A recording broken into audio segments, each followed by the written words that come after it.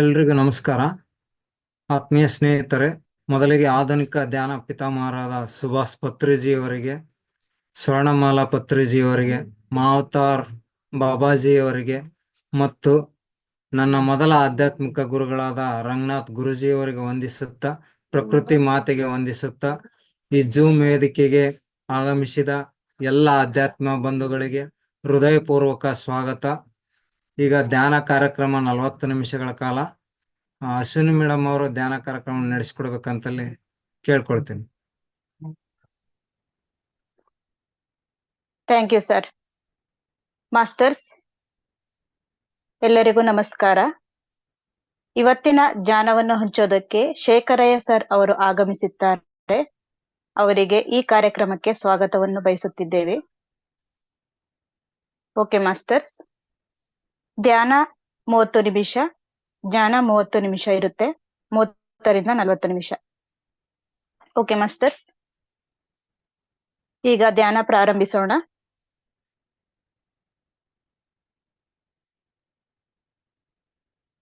ನೆಲದ ಮೇಲಾದರೆ ಸುಖಾಸನದಲ್ಲಿ ಕುಳಿತು, ಕುರ್ಚಿಯ ಮೇಲಾದರೆ ಅಥವಾ ಸೋಫಾ ಮೇಲೆ ಬೆನ್ನು ನೇರ, ಕತ್ತು ನೇರ. ಅದಕ್ಕಿಂತ ಮುಂಚೆ 1 ಗ್ಲಾಸ್ ನೀರನ್ನು ಸೇವಿಸಿ, ಇನ್ನು ಮಿಕ್ಕ ನೀರನ್ನು ಧ್ಯಾನದ ತದನಂತರ ಸೇವಿಸೋಣ. ನೇರವಾಗಿ ಕುಳಿತು ಕೈಗಳನ್ನು ಹೀಗೆ ಬೆರಳಿಗೆ ಬೆರಳು ಬೆಸೆದು ತೊಡೆಯ ಮೇಲಿಟ್ಟುಕೊಂಡು ಕಾಲುಗಳನ್ನು ಈ ರೀತಿ ಕ್ರಾಸ್ ಮಾಡಿ,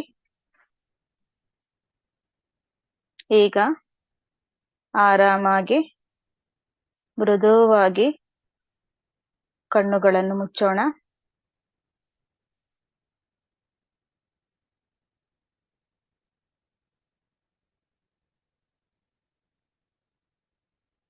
ಈಗ ಉಸಿರಾಟದ ಕಡೆ ಗಮನ.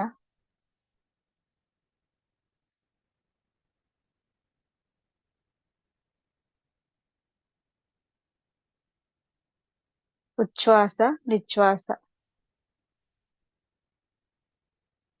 ಆಲೋಚನೆಗಳು ಒಂದರ ಮೇಲಂತೆ ಒಂದು ಬರುತ್ತಾ ತೊಡಗುತ್ತವೆ.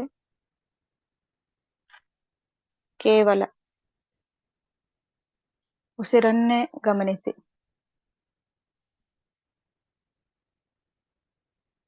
ಸ್ವಲ್ಪ ಸಮಯಗಳ ನಂತರ ಎಷ್ಟು ಆಲೋಚನೆಗಳು ಬಂದಷ್ಟು ಅಷ್ಟೇ ಉಸಿರನ್ನು ಗಮನಿಸಿದಾಗ ಆಲೋಚನೆಗಳು ಶೂನ್ಯವಾಗುತ್ತಾ ಹೋಗುತ್ತವೆ.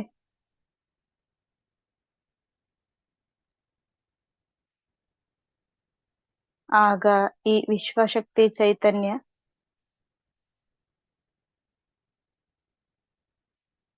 ನಮ್ಮ ದೇಹ ಮತ್ತು ಮನಸ್ಸಿಗೆ ಬರಲು ತೊಡಗುತ್ತದೆ.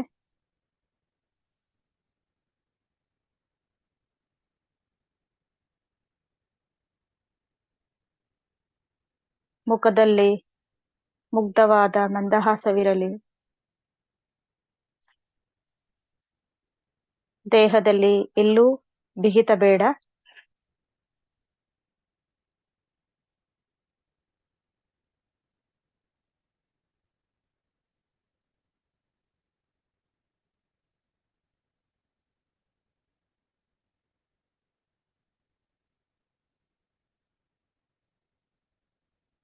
ಜಗದೀಶ್ ಸರ್, ಇದು ಓಂ ಮಂತ್ರ ಅದಾಕಿ ಸರ್. ಓಂ ಮ್ಯೂಸಿಕ್. ಮಾಸ್ಟರ್ಸ್, ಉಸಿರಾಟದ ಕಡೆ ಗಮನ. ನಾವು ಹೇಳೋವರೆಗೆ ಯಾರು ಕಣ್ಣನ್ನು ತೆರೆಯಬೇಡಿ.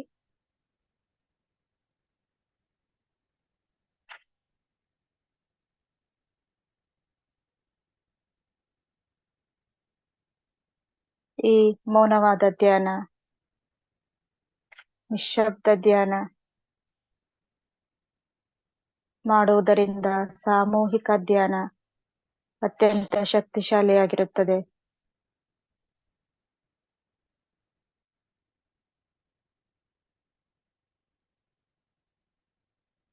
ಈ 30 ನಿಮಿಷಗಳ ಕಾಲ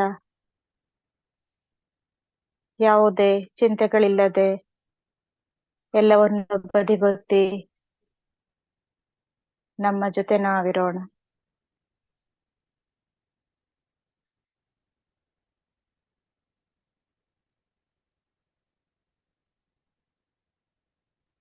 ಈ 30 ನಿಮಿಷಗಳ ಧ್ಯಾನ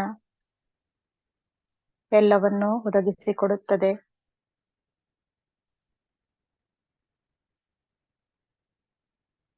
ಒಂದು ಮೃದುವಾದ ಸಂಗೀತದೊಂದಿಗೆ ಆಲಿಸುತ್ತಾ ಧ್ಯಾನ ಸ್ಥಿತಿಯಲ್ಲಿ ಧ್ಯಾನ ಮಾಡೋಣ.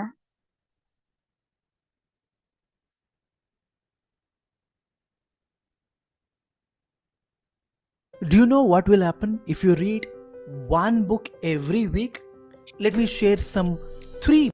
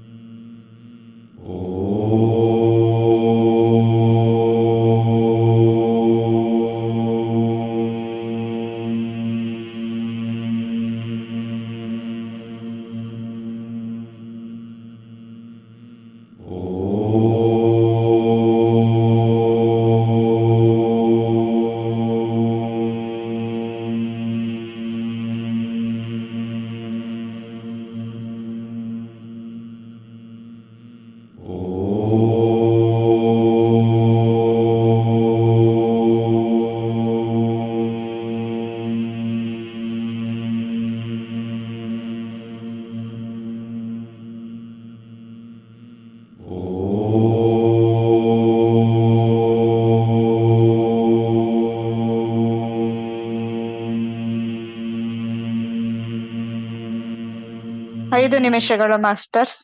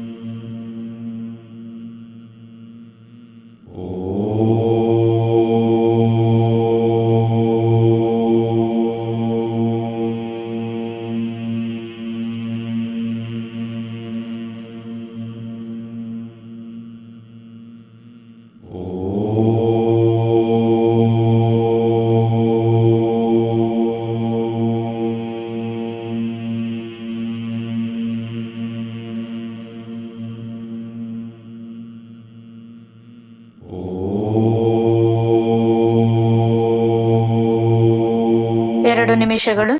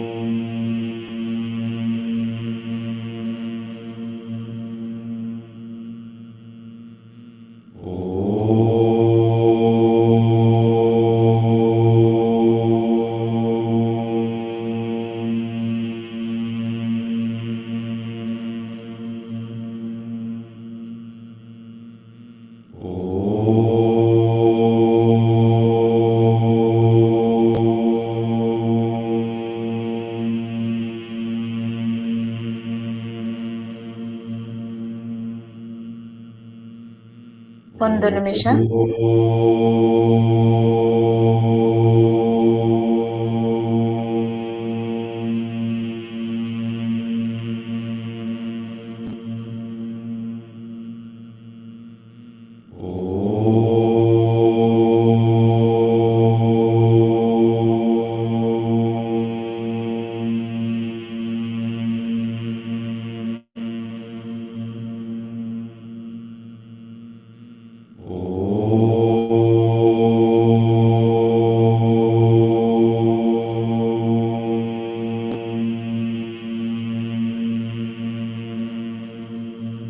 10 ಸೆಕೆಂಡುಗಳು.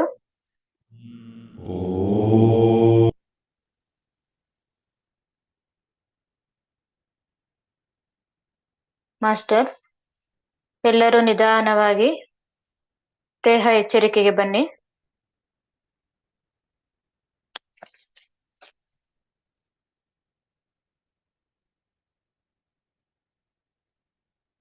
ಫೈವ್, 4, 3, 2, 1, 0. ಓಕೆ ಮಾಸ್ಟರ್ಸ್, ಈಗ ಬೆರಳುಗಳನ್ನು ಬಿಡಿಸಿ ನಿಧಾನವಾಗಿ ಕಣ್ಗಳ ಮೇಲಿರಿಸಿ. ಹಾಗೆ 5 ಸೆಕೆಂಡುಗಳು. 5, 4, 3, 2, 1, 0. ಈಗ ನಿಧಾನವಾಗಿ ಕೈಗಳನ್ನು ಕೆಳಗಿಳಿಸಿ ಮೃದುವಾಗಿ ಕಣ್ಣುಗಳನ್ನು ಬಿಡೋಣ. ಓಕೆ ಮಾಸ್ಟರ್ಸ್, ಇಲ್ಲಿವರೆಗೂ ಅದ್ಭುತವಾದ ಧ್ಯಾನ ಮಾಡ್ಕೊಂಡು ಬಂದಿದ್ದೇವೆ. ಓಂಕಾರನಾದದೊಂದಿಗೆ ಪ್ರಕೃತಿ ಮಾತೆಗೆ ಕೃತಜ್ಞತೆಗಳನ್ನು ಸಲ್ಲಿಸೋಣ. ಓಕೆ ಮಾಸ್ಟರ್ಸ್, ಎಲ್ಲರೂ ಈಗ ವಿಡಿಯೋ ಆನ್ ಮಾಡ್ಕೋಬಹುದು. ಶೇಖರಯ್ಯ ಸರ್ ಇವತ್ತಿನ ಕಾರ್ಯಕ್ರಮಕ್ಕೆ ಆಗಮಿಸಿದ್ದಾರೆ. ತುಂಬಾ ಅದ್ಭುತವಾದ ಜ್ಞಾನವನ್ನು ಹಂಚಲಿಕ್ಕೆ ಬಂದಿದ್ದಾರೆ ಮಾಸ್ಟರ್. ಹಾಗಾಗಿ ಎಲ್ಲರೂ ಕೊನೆಯವರೆಗೂ ಈ ಜ್ಞಾನವನ್ನು ತಿಳ್ಕೊಬೇಕಾಗಿ ವಿನಂತಿ. ಸ್ವಾಗತ ಸರ್ ನಿಮ್ಗೆ. ಥ್ಯಾಂಕ್ ಯು ಮೇಡಮ್ ಅವರೇ, ಥ್ಯಾಂಕ್ ಯು. ಧನ್ಯವಾದಗಳು. ಸ್ಟಾರ್ಟ್ ಮಾಡೋಣ್ರೆ. Okay sir. ಎಲ್ಲ ಧ್ಯಾನ ಬಂಧುಗಳಿಗೆ ವಂದಿಸುತ್ತಾ ನಮ್ಮ ಅಚ್ಚುಮೆಚ್ಚಿನ ಗುರುಗಳಾಗಿರ್ತಕ್ಕಂಥ ಬ್ರಹ್ಮಶ್ರೀ ಪಿತಾಮಹ ಪತ್ರಿಜಿ ಅವರ ದಿವ್ಯ ಚೇತನಕ್ಕೆ ವಂದಿಸುತ್ತಾ, ಸ್ವರ್ಣಮಾಲ ಅಮ್ಮನವರಿಗೆ ವಂದಿಸುತ್ತಾ, ನಮಗೆ ಅದ್ಭುತವಾಗಿ ಧ್ಯಾನವನ್ನ ಮಾಡಿಸಿರ್ತಕ್ಕಂಥ ಅಶ್ವಿನಿ ಮೇಡಮ್ ಅವರಿಗೆ ವಂದಿಸುತ್ತಾ, ಸದಾ ಧ್ಯಾನ ಹಾಗೂ ಜ್ಞಾನವನ್ನು ನೀಡ್ತಾ ಬಂದಿರತಕ್ಕಂತ ಈ ಮಹಾವತಾರ ಫೌಂಡೇಶನ್ ನ ಮುನ್ನಡೆಸಿಕೊಂಡು ಹೋಗ್ತಾ ಇರ್ತಕ್ಕಂತ ನಮ್ಮ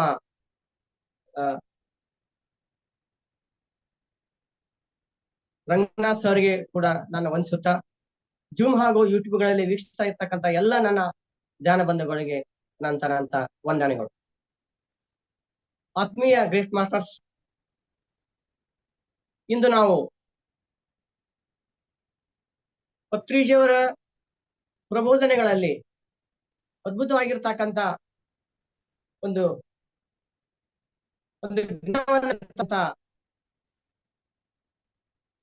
ವಿಶೇಷವಾಗಿರ್ತಕ್ಕಂಥ ವಿಷಯ ಇವತ್ತ ನಾನು ತಮ್ಮೆಲ್ಲರ ಜೊತೆ ಹಂಚಿಬೇಕಂತ ಬಂದಿರ್ತಕ್ಕಂಥದ್ದು.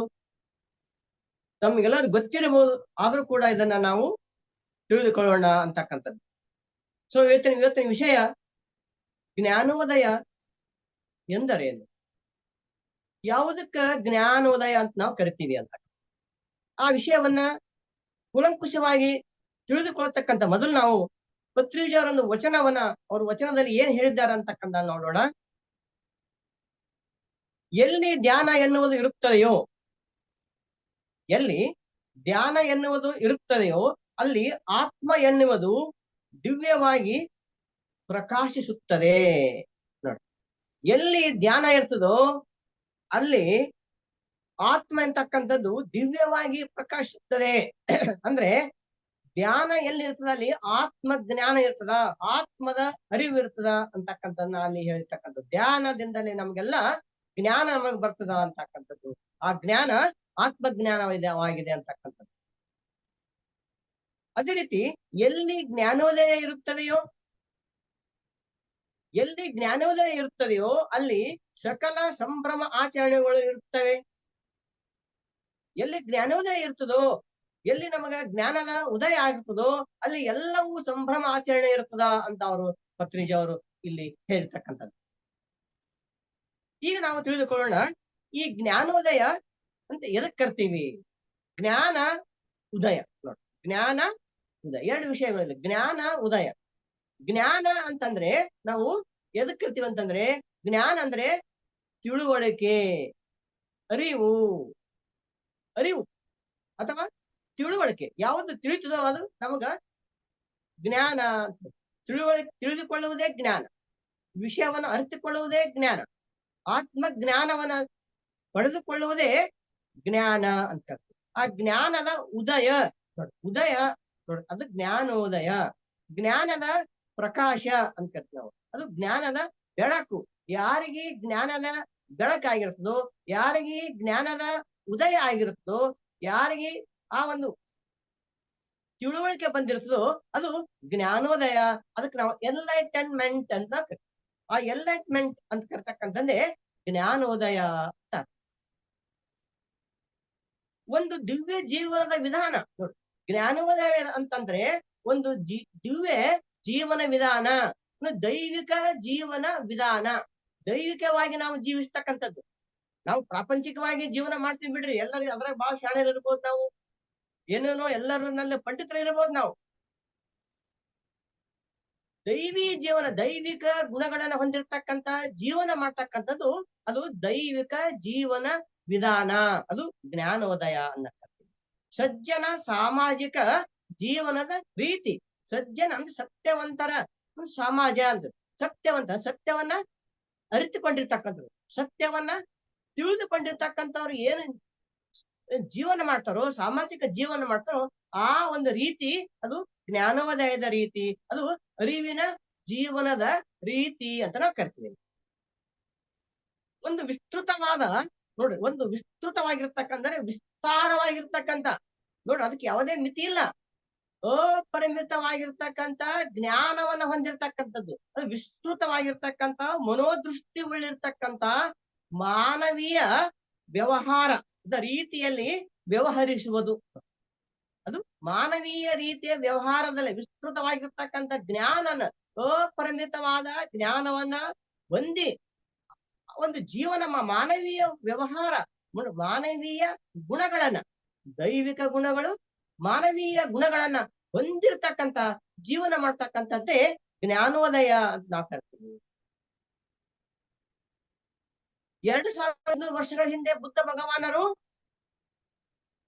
ಜ್ಞಾನೋದಯನ ಆ ಜ್ಞಾನೋದಯಕ್ಕಾಗಿ ಎಷ್ಟೋ ವರ್ಷಗಳವರೆಗೆ 5-6 ವರ್ಷಗಳ ತಿರುಗಿ ಅವರು ಜ್ಞಾನೋದಯನ ಹೊಂದಿದರು.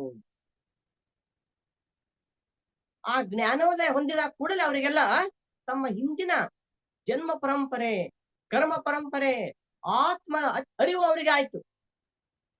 ಅದು ಜ್ಞಾನೋದಯ ಆಯ್ತು. ತನ್ನ ತಾನು ತಿಳಿದುಕೊಂಡರು, ತಾನು ಯಾರು ಅಂತ ತಿಳಿದುಕೊಂಡರು, ಅದು ಜ್ಞಾನೋದಯ. ಯಾವಾಗ ನಮಗ ಆತ್ಮಜ್ಞಾನ ಬರ್ತದೋ, ಯಾವಾಗ ನಾವು ಯಾರು ಅಂತ ತಿಳ್ಕೊತೀವೋ, ನಾವು ಯಾಕೆ ಬಂದೀವಿ ಅಂತ ತಿಳ್ಕೊತೀವೋ, ನಾವು ಏನ್ ಮಾಡ್ಬೇಕಂತ ತಿಳ್ಕೊತೀವೋ, ಮತ್ತ ನಾವು ಎಲ್ಲಿಗೆ ಹೋಗ್ತಾ ಇದ್ದೀವಿ ಅಂತ ತಿಳ್ಕೊತೀವೋ, ನಮ್ಮ ಬಗ್ಗೆ ನಾವು ತಿಳಿದುಕೊಳ್ಳತಕ್ಕಂಥದ್ದೇ, ನಿಜವಾಗಿ ನಾನು ಯಾರು ಅಂತ ತಿಳಿದುಕೊಳ್ತಕ್ಕಂಥದ್ದೇ ಅದು ಜ್ಞಾನೋದಯ ಅಂತ ನಾವು ಇಲ್ಲಿ ಕರಿತೀವಿ. ಸಾಮಾನ್ಯವಾಗಿ ಪ್ರಪಂಚದಲ್ಲಿ ಮನುಷ್ಯರು ಏನ್ ಮಾಡ್ತೀವಿ ಅಂತಂದ್ರೆ, ಸಾಮಾನ್ಯವಾಗಿ ನಾವು ಹುಟ್ಟುತ್ತೀವಿ, ಬೆಳಿತೀವಿ, ತಿಂತೀವಿ, ನಿದ್ದೆ ಮಾಡ್ತೀವಿ, ಸಂತಾನ ಮಾಡ್ತೀವಿ, ಮತ್ತೆ ನಾವು ಮರಣ ಹೊಂದ್ತೀವಿ. ಹೀಗೆ ನಾವು ಏನ್ ಮಾಡ್ತೀವಿ ಅಂದ್ರೆ ಅಜ್ಞಾನದ ಜೀವನ. ಪ್ರಾಣಿಗಳು ಹೆಂಗ ಜೀವನ ಮಾಡ್ತಾವೋ ಆ ಪ್ರಾಣಿಗಳ ರೀತಿಯಲ್ಲಿ ನಾವು ಜೀವನವನ್ನ ಮಾಡ್ತಿರ್ತೀವಿ ಸಾಮಾನ್ಯವಾಗಿ, ಯಾರು ಜ್ಞಾನವನ್ನ ಹೊಂದಿದೆ ಇರ್ತಕ್ಕಂಥವರು. ಇನ್ನು ಯಾವ್ದೋ ಒಂದು ಸಣ್ಣ ಪಟ್ಟ ಸಾಮಾಜಿಕ ಆಗಿರ್ಬೋದು, ರಾಷ್ಟ್ರ ಜೀವನ, ಏನೋ ಒಂದು ಸ್ವಲ್ಪ ಕೆಲಸವನ್ನ ಮಾಡಿ ನಾವು ಇರ್ತೀವಿ ಹೊರತಾಗಿ ಅವಾಗ ದೈವಿಕ ಜ್ಞಾನ ಅಂತಕ್ಕಂಥದ್ದು, ಆತ್ಮ ಜ್ಞಾನ ಅಂತಕ್ಕಂಥದ್ದು, ಆ ಜೀವನ ಅಂತಕ್ಕಂಥ ನಾವು ಮಾಡೋದಿಲ್ಲ. ಆತ್ಮ ಜ್ಞಾನ ಹೊಂದಿರತಕ್ಕಂಥ ಜೀವನ, ಆಧ್ಯಾತ್ಮಿಕ ಜೀವನವೇ ನಿಜವಾದ ಜೀವನ. ಅದು ಜ್ಞಾನೋದಯದ ಜೀವನ ಅಂತ ನಾವು ತಿಳ್ಕೋಬೇಕು. ಅಂತ ಜೀವನವನ್ನ ಮಾಡಿದಾಗ ಅದು ಜ್ಞಾನೋದಯದ ಜೀವನ ಆಗ್ತದ ಅಂತ ನಾವು ತಿಳ್ಕೋಬೇಕು.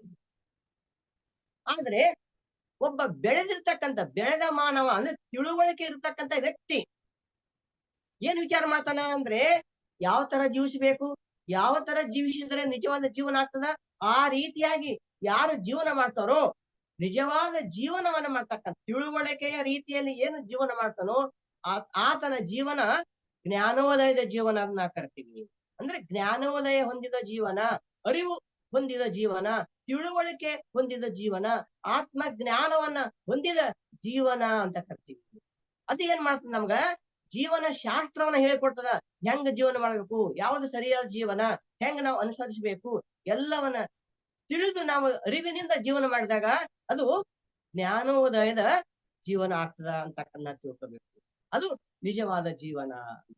ಸೊ ಇಲ್ಲಿ ಜ್ಞಾನೋದಯ ಅಂದಾಗ ಇಲ್ಲಿ ನಮಗ ಉದಯ ಅಂತಕ್ಕಂಥದ್ದು ನೋಡಿ, ಜ್ಞಾನ ಮತ್ತು ಉದಯ ಎರಡು ವಿಷಯಗಳು, ಶಬ್ದಗಳು. ಉದಯ ಅಂತಂದಾಗ ಇಲ್ಲಿ ನಾವೇನ್ ಕರ್ತೀವಿ, ಪ್ರಕಾಶ ಅಥವಾ ಬೆಳಕು ಅಂತ ಕರ್ತೀವಿ. ಅದರ ವಿರುದ್ಧ ಶಬ್ದ, ವಿರುದ್ಧ ಪದ ಕತ್ತಲು. ಯಾರು ಜ್ಞಾನವಂತರಾದಾರೋ, ಯಾರು ಜ್ಞಾನವಂತ ಜೊತೆಯಲ್ಲಿ ಅರಿವಿನ ಜೀವನ ಮಾಡ್ತಾರೋ ಅದು ಜ್ಞಾನೋದಯ ಜೀವನ. ಯಾರು ಕತ್ತಲೆಯಲ್ಲಿ ಜೀವನ ಮಾಡ್ತಾನೋ ಅದು ಅಜ್ಞಾನದ ಜೀವನ ಅಂತ ನಾವು ಕರಿತೀವಿ. ಕತ್ತಲಲ್ಲಿ ಬರ್ತಕ್ಕಂಥವ್ರು ಅವರು ಜ್ಞಾನೋದಯವಾಗದವರು ಅಂತ ನಾವು ತಿಳ್ಕೋಬೇಕು. ಪ್ರತಿಯೊಬ್ಬ ವ್ಯಕ್ತಿಯ ಒಂದು ಗುರಿ ಏನಂದ್ರೆ ಜ್ಞಾನದ ಕಡೆ ಹೋಗ್ತಕ್ಕಂಥದ್ದು, ಜ್ಞಾನವನ್ನು ಪಡ್ಕೊಳ್ಬೇಕಂತಕ್ಕಂಥದ್ದು. ಅದು ಆ ಒಂದು ಗುರಿ ಅಂತಕ್ಕಂಥದ್ದು ಪ್ರತಿಯೊಬ್ಬರಲ್ಲಿ ಇರ್ತದ. ಆದರೆ ಅದು ಸರಿಯಾದ ಮಾರ್ಗ ಅವರಿಗೆ ತಿಳಿದಿರಲ್ಲ. ನಾವು ಧ್ಯಾನಕ್ಕೆ ಬರೋಕ್ಕಿಂತ ಮುಂಚೆ ನಿಜವಾದ ಆಧ್ಯಾತ್ಮಿಕದಲ್ಲಿ ನಾವು ಇರ್ಲಿಲ್ಲ, ನಿಜವಾದ ಜ್ಞಾನ ನಮ್ಮಲ್ಲಿ ಇರಲಿಲ್ಲ, ಆತ್ಮಜ್ಞಾನ ನಮಗಿರ್ಲಿಲ್ಲ, ನೀವೇ ದೇವರಂತ ಜ್ಞಾನ ಇರಲಿಲ್ಲ. ಪತ್ರಿಜಿಯವರು ನಮ್ಗೆಲ್ಲರೂ ಯು ಆರ್ ಗಾಡ್ಸ್ ಅಂತ ಹೇಳಿದ್ರು. ಅವರು ಆತ್ಮಜ್ಞಾನ ನಮಗೆ ನೀಡಿದರು. ಆ ಆತ್ಮಜ್ಞಾನ ಅಂತಕ್ಕಂಥದ್ದು ಪಡೆದುಕೊಳ್ತಕ್ಕಂಥದ್ದು ಮಾರ್ಗ ಎಲ್ಲಿದೆ? ಬಹಳಷ್ಟು ಜನರಿಗೆ ನಿಜವಾದ ಮಾರ್ಗ ತಿಳಿದಿರೋದಿಲ್ಲ. ಅವ್ರು ಏನ್ ಮಾಡ್ತಾರೆ ಅಂತಂದ್ರೆ ಯಾವ್ದಾವ್ದೋ ಮಾರ್ಗದಲ್ಲಿ ಎಲ್ಲೆಲ್ಲೋ ಇದೆ ಅಂತ ನಾವ್ ಏನ್ ಮಾಡ್ತೀವಿ, ಆ ಧ್ಯಾನಕ್ಕೆ ಬರಕ ಮಂದಿ ಯಾವ್ದಾವ್ದೋ ಮಾರ್ಗದ ಮೂಲಕ ಅಲ್ಲಿ ದೇವರದನ್ನೇ, ಇಲ್ಲಿ ದೇವರದನ್ನೇ, ಅಲ್ಲಿದೆ ಇಲ್ಲಿದೆ ಅಂತ ಎಲ್ಲೆಲ್ಲೋ ಹೋಗಿ ನಾವು ಆ ದೇವರನ್ನ ನಾವು ಹುಡುಕ್ತಾ ಇದ್ದೀವಿ. ಅಜ್ಞಾನದಿಂದ ಕೂಡಿರ್ತಿದ್ವಿ ನಾವೆಲ್ಲ. ಅಜ್ಞಾನದಿಂದ ನಾವು ಎಲ್ಲೆಲ್ಲೋ ದೇವರನ್ನ ಕಾಣ್ತಿದ್ದೀವಿ. ಯಾವಾಗ ನಮಗ ಆ ಅಜ್ಞಾನ ಬಿಡ್ತದೋ, ಯಾವಾಗ ನಮಗ ಅದು ಭ್ರಾಂತಿ ಅಂತಕ್ಕಂಥ ಬಿಡ್ತದೋ, ಯಾವಾಗ ನಾವು ಎಲ್ಲೆಲ್ಲೋ ಇದೆ ಅಂತ ನಾವು ಅದನ್ನ ಆ ಒಂದು ದಾರಿಗಳನ್ನ ನಾವು ಬಿಟ್ಟು ವಾಪಸ್ ಬರ್ತೀವೋ, ಅವಾಗ ನಮ್ಮಲ್ಲಿ ಏನಾಗ್ತಂತಂದ್ರೆ ಆ ಪರಿಶುದ್ಧ ಮನಸ್ಸಿನಿಂದ ಯಾವಾಗ ನಾವು ಪರಿಶುದ್ಧ ಮನಸ್ಸಿನಿಂದ ಯಾವಾಗ ಧ್ಯಾನವನ್ನ ಪ್ರಾರಂಭ ಮಾಡ್ತೀವೋ, ಯಾವಾಗ ಇಂಥ ಮಹಾನ್ ಗುರುಗಳ ಒಂದು ಮಾರ್ಗದರ್ಶನ ನಮ್ಗೆ ಸಿಗ್ತದೋ, ಆ ಗುರುಗಳ ಮಾರ್ಗದರ್ಶನದಿಂದ ನಾವು ಸರಿಯಾದ ದಾರಿಗೆ ಹೋದಾಗ ನಾವ್ ಈ 30 ನಿಮಿಷ 40 ನಿಮಿಷ ಧ್ಯಾನ ಮಾಡಿದ್ವಿ. ನಾವು ಹೆಂಗ್ ಮಾಡಿದ್ವಿ? ನಾವೀಗ ನಮ್ಮ ಮನಸ್ಸನ್ನ ಶೂನ್ಯಗೊಳಿಸಿದ್ವಿ. ನಮ್ಮ ವಿಚಾರಗಳನ್ನ ಶೂನ್ಯಗೊಳಿಸಿದ್ವಿ. ನಾವು ಆತ್ಮಸ್ಥಿತಿಗೆ ನಾವು ಹೋದಿವಿ. ಆತ್ಮದ ಅರಿವನ್ನ ನಾವು ಪಡೆದುಕೊಂಡಿವಿ, ಆತ್ಮ ಜ್ಞಾನವನ್ನ ಪಡೆದುಕೊಂಡಿವಿ. ಇದು ನಿಜವಾದ ಮಾರ್ಗ. ಈ ಒಂದು ಮಾರ್ಗದಲ್ಲಿ ಯಾರು ಬರ್ತಾರೋ ಅವಾಗ ನಮ್ಮಲ್ಲಿ ಅಜ್ಞಾನ ಅಂತಕ್ಕಂಥದ್ದು ನಾಶವಾಗಿ ಆ ಆತ್ಮದ ದರ್ಶನ ಆಗ್ತದೆ. ನಮ್ಗ ಆತ್ಮದ ಅರಿವು ಉಂಟಾಗ್ತದ, ನಮ್ಗ ಆತ್ಮದ ಜ್ಞಾನ ಉಂಟಾಗ್ತದ. ನಾನು ಶರೀರ ಅಲ್ಲ, ನಾನು ಆತ್ಮ ಅಂತಕ್ಕಂಥ ಭಾವನೆ ಆವಾಗ ಬರ್ತದೋ ಅವಾಗ ನಮಗ ಜ್ಞಾನೋದಯ ಆಯ್ತು ಅಂತ ಪತ್ರಿಕೆಯರು ಹೇಳ್ತಾರ. ಯಾವಾಗ ನಾನು ಧ್ಯಾನಕ್ಕೆ ಬಂದೆ, ಯಾವಾಗ ಧ್ಯಾನ ಮಾರ್ಗಕ್ಕೆ ಬಂದೆ, ನನಗ ಜ್ಞಾನೋದಯ ಆಯ್ತು, ವೆಲ್ನೆಟ್ಮೆಂಟ್ ಆಯ್ತು ಅಂತ. ಸೊ ಈ ರೀತಿಯಾಗಿ ಯಾವಾಗ ನಮ್ಗ ಸತ್ಯ ದರ್ಶನ ಆಗ್ತದೋ, ಯಾವಾಗ ಆತ್ಮ ದರ್ಶನ ಆಗ್ತದೋ, ಅವಾಗ ನಮ್ದು ಜ್ಞಾನೋದಯ ಜೀವನ ಅಂತಕ್ಕಂಥದ್ದು ಪ್ರಾರಂಭ ಆಗ್ತದ. ಇದು ಜ್ಞಾನೋದಯ. ಈ ಜ್ಞಾನ ಎನ್ನುವುದು ಯಾವಾಗ ಬರ್ತಂದ್ರೆ ನಮ್ಮಲ್ಲಿರೋ ಅಜ್ಞಾನ ಹೋದಾಗ, ನಮ್ಮಲ್ಲಿರ್ತಕ್ಕಂಥ ಮೌಢ್ಯತೆ ಹೋದಾಗ, ನಮ್ಮಲ್ಲಿರ್ತಕ್ಕಂಥ ಭ್ರಾಂತಿ ಹೋದಾಗ, ನಮ್ಮಲ್ಲಿರ್ತಕ್ಕಂಥ ಯಾವುದು ಕಂದಾಚಾರಗಳು ಎಲ್ಲವೂ ಹೋಗಿ ನಮ್ಮ ಮನಸ್ಸು ಶುದ್ಧಗೊಳಿಸಿಕೊಂಡು ನಾವು ಯಾವಾಗ ಪರಿಶುದ್ಧವಾಗಿರ್ತಕ್ಕಂಥ ಮನಸ್ಸಿಂದ ಧ್ಯಾನ ಮಾಡ್ತೀವೋ, ಧ್ಯಾನ ಮಾರ್ಗಕ್ಕೆ ನಾವು ಬರ್ತೀವೋ, ಅವಾಗ ನಮ್ಮಲ್ಲಿ ಜ್ಞಾನ ಅಂತಕ್ಕಂಥ ಬರ್ತದ ಅಂತ ತಿಳ್ಕೊಬೇಕು. ಈ ಜ್ಞಾನ ಹೊಂದಿರತಕ್ಕಂಥ ಜೀವನವೇ ಜ್ಞಾನೋದಯ ಜೀವನ. ಇವಾಗ ನಾವೀಗ ಈ ಜ್ಞಾನ ಹೊಂದಿರ್ತಕ್ಕಂಥವ್ರು ಯಾವ ತರ ಜೀವನ ಮಾಡ್ತಾರ? ಜ್ಞಾನ ಹೊಂದಿರದಿರ್ತಕ್ಕಂಥ ಅಂದ್ರೆ ಕತ್ತಲೆಯಲ್ಲಿ ಜೀವನ ಮಾಡ್ತಕ್ಕಂಥವ್ರು, ಬೆಳಕಿನಲ್ಲಿ ಜೀವನ ಮಾಡ್ತಕ್ಕಂಥವ್ರು. ಅಂದ್ರೆ ಜ್ಞಾನೋದಯ ಹೊಂದಿರ್ತಕ್ಕಂಥವ್ರು ಯಾವ ತರ, ಅವರ ಲಕ್ಷಣಗಳು, ಯಾವ ತರ ವಿಚಾರಗಳು ಹೇಗಿರ್ತಾರ. ನಾವೆಲ್ಲ ಈಗ ನಾವು ಹೇಗದೀವಿ, ನಮ್ಮಲ್ಲಿ ಯಾವ ಯಾವ ಗುಣಗಳದಾವ ಅಂದಾಗ ನಾವು ಜ್ಞಾನೋದಯ ಆಗದ ಇಲ್ಲೋ? ನಾವ್ ಹೆಂಗ್ ವಿಚಾರ ಮಾಡಕತ್ತೀವಿ? ಯಾವ ತರ ವಿಚಾರ ಮಾಡ್ತಕ್ಕಂಥದ್ದು ಜ್ಞಾನೋದಯ? ಹೇಗಿರ್ತಕ್ಕಂಥದ್ದು ಜ್ಞಾನೋದಯ, ಹೇಗಿರ್ತಕ್ಕಂಥದ್ದು ಕತ್ತಲೆಯ ಜೀವನ, ಅಜ್ಞಾನ ಜೀವನ. ಈ ಎರಡು ರೀತಿಯ ಅಂದ್ರೆ ಜ್ಞಾನೋದಯ ಹೊಂದಿದ ಜೀವನ ಜನರ ಲಕ್ಷಣಗಳು, ಜ್ಞಾನೋದಯ ಹೊಂದದೇ ಇರ್ತಕ್ಕಂಥ ಕತ್ತಲೆಯಲ್ಲಿ ಇರ್ತಕ್ಕಂಥ ಜನರ ಲಕ್ಷಣಗಳು, ವಿಚಾರಗಳು, ವ್ಯವಹಾರಗಳನ್ನ ನಾವು ತಿಳಿದುಕೊಂಡಾಗ ನಮಗೆ ವಿಸ್ತೃತವಾದ ನಮಗೆ ಅದರ ವಿವರ ಗೊತ್ತಾಗ್ತದ, ಯಾವುದು ಜ್ಞಾನೋದಯ ಯಾವುದು ಜ್ಞಾನೋದಯ ಅಲ್ಲ ಅಂತ. ನಾವು ಜ್ಞಾನೋದಯ ಅಂತ ತಿಳ್ಕೊಂಡ್ಮೇಲೆ ಆ ಜ್ಞಾನೋದಯದ ಬಗ್ಗೆ ವಿವರವಾಗಿ ಯಾರು ಜ್ಞಾನೋದಯ ಹೊಂದಿದವರು, ಯಾರು ಜ್ಞಾನೋದಯ ಹೊಂದದಿರ್ತಕ್ಕಂಥವ್ರ ಬಗ್ಗೆ ನಾವು ಇಲ್ಲಿ ತಿಳಿದುಕೊಳ್ಳೋಣ. ಇದು ಪತ್ರಿಜಿಯವರು ಹೇಳಿರ್ತಕ್ಕಂಥದ್ದು. ಪತ್ರಿಜಿಯವರು ಹೇಳ್ತಾರ, ನನಗೆ ಎಲ್ಲಾ ಗೊತ್ತು ಎಂದು ಬದುಕುವವರು. ಬಹಳಷ್ಟು ಜನರಿಗೆ ನಾವು ಏನ್ ನೋಡ್ತಾ ನನಗೆಲ್ಲಾ ಗೊತ್ತು, ಅಹಂಕಾರ, ನಾವು ಬಹಳ ಎಲ್ಲಾ ಜ್ಞಾನ ಗೊತ್ತಿದೆ, ನಮ್ಗ ಪ್ರತಿಯೊಂದು ಗೊತ್ತು, ನೀವೇನ್ ಹೇಳಕ್ ಬರಬೇಡ ಅಂತ ಹೇಳ್ತಾರೆ. ಎಲ್ಲಾ ಗೊತ್ತು ನನಗ, ಎಲ್ಲವೂ ತಿಳಿದಿದೆ ಅಂತಕ್ಕಂಥದ್ದು ಬದುಕು ನಡೆಸ್ತಕ್ಕಂಥವ್ರು, ಅರ್ಧ ತಿಳಿದವ್ರು ಫುಲ್ ತಿಳಿದೆ ಅಂತವ್ರು, ತಿಳಿದೇ ಇದ್ದವ್ರು ತಿಳಿದೆ ಅಂತಕ್ಕಂಥ ಯಾರು ಆ ರೀತಿಯಾದ ಬದುಕು ಜೀವನ ಮಾಡ್ತಾರೋ ಅವ್ರು ಅಜ್ಞಾನ ಜೀವನ ಮಾಡ್ತಕ್ಕಂಥವ್ರು, ಅವ್ರ ಜ್ಞಾನೋದಯ ಹೊಂದದೇ ಇರ್ತಕ್ಕಂಥವ್ರು ನಾವು ಅಂತ. ಯಾವ ವ್ಯಕ್ತಿ ಸ್ವಲ್ಪ ತಿಳಿದು ನನಗೆ ಏನು ಇನ್ನೂ ತಿಳಿದಿಲ್ಲ, ಇನ್ನೂ ತಿಳ್ಕೊಬೇಕು, ನಾನು ಇನ್ನೂ ತಿಳ್ಕೊಬೇಕು, ಇಷ್ಟೆಲ್ಲ ಇನ್ನೂ ಜ್ಞಾನ ಇದೆ ನೋಡ್ರಿ. ಜ್ಞಾನ ಅಂತಕ್ಕಂಥ ಪರಿಮಿತವಾಗಿರ್ತಕ್ಕಂಥದ್ದು. ಏನೋ ಸ್ವಲ್ಪ ನಮಗೊಂದು ಗಂಟೆ ಧ್ಯಾನ ಮಾಡಕ್ ಬಂತಂದ್ರೆ ನಾನು ಬಾಳ ಜ್ಞಾನ ಬಂತ ನನಗ ಬಾಳ ಅಲ್ಲ, ಅದು ಅಹಂಕಾರ ಅಂತ, ಅದು ಆಧ್ಯಾತ್ಮ ಅಹಂಕಾರ ಅಂತ. ನಮ್ಗೆಲ್ಲ ಗೊತ್ತು ಬಿಡ್ರಿ, ನಾವು ಧ್ಯಾನ ಮಾಡಕತ್ತೀವಿ ಅಂತ ಗೊತ್ತಾಗ ಏನು ಧ್ಯಾನದ ಬಗ್ಗೆ ಪೂರ್ತಿಯಾಗಿ ವಿವರ ಗೊತ್ತಿರಲ್ಲ. ಯಾವ ವ್ಯಕ್ತಿ ಇನ್ನೂ ತಿಳ್ಕೊಬೇಕು, ನನಗೆ ಸ್ವಲ್ಪ ತಿಳಿದಿದೆ, ನನ್ಗೆ ಸ್ವಲ್ಪ ನಾನು ತಿಳ್ಕೊಂಡದ್ದು ಗಟ್ಟಿ, ತಿಳ್ಕೊಬೇಕಾದ್ರು ಗುಡ್ಡ ಇನ್ನೂ ಸಾಕಷ್ಟಿದೆ, ನಾನು ಸಮುದ್ರದ ಒಂದು ಹನಿಯನ್ನ ನಾನು ತಿಳ್ಕೊಂಡಿದ್ದೀನಿ, ಇನ್ನೂ ಸಮುದ್ರ ಇದೆ, ಸಮುದ್ರ ಅಂತ ಜ್ಞಾನ ಸಮುದ್ರ ಏನೋ ಬಹಳಷ್ಟು ಇದೆ, ಇನ್ನು ನಾನು ತಿಳ್ಕೊಬೇಕಂತ ಯಾರು ವಿಚಾರ ಮಾಡ್ತಾರೋ, ಯಾರು ಅಂತ ಜ್ಞಾನನ ಹೊಂದಿರ್ತಾರೋ ಆ ವ್ಯಕ್ತಿ ಜ್ಞಾನೋದಯ ಹೊಂದಿದವರು ಅಂತ. ಅಂದ್ರೆ ಯಾಕಂಗಂತಂದ್ರೆ ಜ್ಞಾನದ ಖುಷಿ, ನಾನು ಇನ್ನ ಜ್ಞಾನ ಪಡ್ಕೋಬೇಕು ಅಂತಕ್ಕಂಥ ವಿಚಾರವನ್ನ ಯಾರು ಹೊಂದಿ ಇನ್ನ ಜ್ಞಾನ ಪಡ್ಕೋತಾ ಹೋತಾರೋ ಅವರು ಜ್ಞಾನೋದಯ ಹೊಂದಿದವರು ಅಂತ ಹೇಳ್ತಾರ. ಯಾಕಂದ್ರೆ ಇಲ್ಲಿ ಹಂತಗಳಾವಿಲ್ಲಿ. ನಾವು ಬರೇ ಒಂದು ಪ್ರೈಮರಿ ಸ್ಕೂಲ್ ಓದ್ಕೊಳ್ಳೆ ಬಹಳ ಕಲ್ತೀನಿ ಅಂತ ಹೇಳೋದಿಲ್ಲ, ಹೈಸ್ಕೂಲ್ ಓದಿದ್ರೆ ಬಹಳ ಕಲ್ತೀನಿ ಅಂತ ಹೇಳಿದ್ರು. ಹಂಗೆ ಇನ್ನೂ ಕಲಿಬೇಕು. ಹೆಂಗಿರ್ತದೋ ಅಧ್ಯಾತ್ಮದಲ್ಲಿ ಕೂಡ ಆತ್ಮ ಜ್ಞಾನವನ್ನ ಪಡ್ಕೊಂಡ್ಮೇಲೆ ಆತ್ಮ ಪ್ರಜ್ಞಾನವನ್ನ ಪಡ್ಕೋಬೇಕಾಗ್ತದ, ಆತ್ಮ ವಿಜ್ಞಾನವನ್ನ ಪಡ್ಕೊಳ್ಬೇಕಾಗ್ತದ. ಅದ ಪತ್ರಿಜರು ಹೇಳಿರ್ತಕ್ಕಂಥದ್ದು. ಆತ್ಮ ಜ್ಞಾನವನ್ನು ಪಡೆದುಕೊಳ್ತಕ್ಕಂಥದ್ದು. ನಾನು ಶರೀರ ಅಲ್ಲ, ನಾನು ಆತ್ಮ ಅಂತಕ್ಕಂಥ ಭಾವನೆ ಯಾವಾಗ ಬರ್ತದ ಅದು ಆತ್ಮ ಜ್ಞಾನವನ್ನು ತಿಳ್ಕೊಂಡನ ಅಂತ. ಶರೀರ ಭಾವನೆಯಿಂದ ನಾವು ಯಾವ ಆತ್ಮ ಜ್ಞಾನಕ್ಕೆ ಬರ್ತೀವೋ, ನಾವು ಆತ್ಮಸ್ಥಿತಿಗೆ ಬರ್ತೀವೋ ಅವಾಗ ಆತ್ಮಜ್ಞಾನಿ ಅಂತ ಕರಿತೀವಿ. ಆತ್ಮ ಪ್ರಜ್ಞಾನಿ ಅಂದ್ರೆ ನನ್ನಲ್ಲಿರ್ತಕ್ಕಂಥ ಆತ್ಮವು ಅದು ಅಯಂ ಆತ್ಮ ಸರ್ವಭೂತಾತ್ಮ, ಪ್ರತಿಯೊಂದು ಜೀವಿಗಳಲ್ಲಿ ಕೂಡ ನನ್ನಲ್ಲಿರ್ತಕ್ಕಂಥ ಆತ್ಮವು ಅವರಲ್ಲಿ ಇದೆ ಅಂತ ಯಾರು ತಿಳ್ಕೊತಾರೋ ಆತನು ಆತ್ಮ ಪ್ರಜ್ಞಾನಿ ಇದ್ದಾನೆ ಅಂತ. ಅಂದ್ರೆ ಮುಂದಿನ ಹಂತ ಆತ್ಮ ಪ್ರಜ್ಞಾನಿ ಇದ್ದಾನೆ ಅಂತ ತಿಳ್ಕೋಬೇಕು. ಯಾವಾಗ ಈ ಅಧ್ಯಾತ್ಮ ಅಂತಕ್ಕಂಥದ್ದು, ಈ ಆತ್ಮ ವಿಜ್ಞಾನ ಅಂತಕ್ಕಂದ್ರೆ ಅನಂತವಾಗಿರ್ತಕ್ಕಂಥ ಜ್ಞಾನವನ್ನ ಪಡ್ಕೊಳ್ಬೇಕು, ಹೆಚ್ಚೆಚ್ಚು ಅನುಭವನ ಪಡ್ಕೋಬೇಕು, ಹೆಚ್ಚೆಚ್ಚು ಧ್ಯಾನ ಸಾಧನೆ ಮಾಡಬೇಕು, ಹೆಚ್ಚೆಚ್ಚು ಸಂಶೋಧನೆ ಮಾಡ್ಕೋಬೇಕಂತ ಯಾರು ಹೆಚ್ಚೆಚ್ಚು ಆ ಒಂದು ಧ್ಯಾನದಲ್ಲಿ ತನ್ನಂತ ಅಳವಡಿಸಿಕೊಳ್ತಾರೋ, ಹೆಚ್ಚೆಚ್ಚು ಜ್ಞಾನ ಪಡ್ಕೊತಾರೋ, ಹೆಚ್ಚೆಚ್ಚು ಅನುಭವನ ಪಡ್ಕೊತಾರೋ ಅವರು ಆತ್ಮ ವಿಜ್ಞಾನಿಗಳನ್ನ. ಅಂದ್ರೆ ಈ ರೀತಿಯಾಗಿ ಹೆಚ್ಚೆಚ್ಚು ಸಾಧನೆ ಮಾಡ್ತಾ ಹೆಚ್ಚೆಚ್ಚು ಜ್ಞಾನವನ್ನ ಪಡ್ಕೊಳ್ಳಿಕ್ಕೆ ಪ್ರಯತ್ನ ಮಾಡ್ತಾರೋ ಅವರು ಜ್ಞಾನೋದಯ ಹೊಂದಿರ್ತಕ್ಕಂಥವ್ರು. ಇದು ಜ್ಞಾನೋದಯ. ಇಷ್ಟೇ ನಾ ಪಡ್ಕೊಂಡೆ ಮುಗಿತನ ಬಹಳ ಶಾಣೆ ಅಂತ ಆತನು ಜ್ಞಾನ ಹೊಂದಿಲ್ಲ, ಆತನ ಇನ್ನು ಕತ್ತಲದಲ್ಲಿ ಅದಾನ ಅಂತ ಅವರು ಪತ್ರಿಜವರು ಇಲ್ಲಿ ಹೇಳಿರ್ತಕ್ಕಂಥ. ಅದೇ ರೀತಿ ಮುಂದೆ ನಾನು ಶರೀರ, ನನಗೆ ಹುಟ್ಟು ಸಾವು ಇದೆ ನೋಡಿ, ನಾನು ಶರೀರದೇನೆ, ನನಗೆ ಹುಟ್ಟು ಸಾವಿದೆ, ನಾನು ಸತ್ತು ಹೋಗ್ತೀನಿ, ಆಯ್ತು ನನ್ನ ಮುಂದೆ ಜೀವನ ಇಲ್ಲ ಅಂತ ಯಾರು ತಿಳ್ಕೊಂಡಿರ್ತಾರೋ ಆತನೇ ಅಜ್ಞಾನಿ, ಕತ್ತಲೆಯಲ್ಲಿ ಬದುಕುವವನು ಅಂತ ಹೇಳ್ತಾರೆ.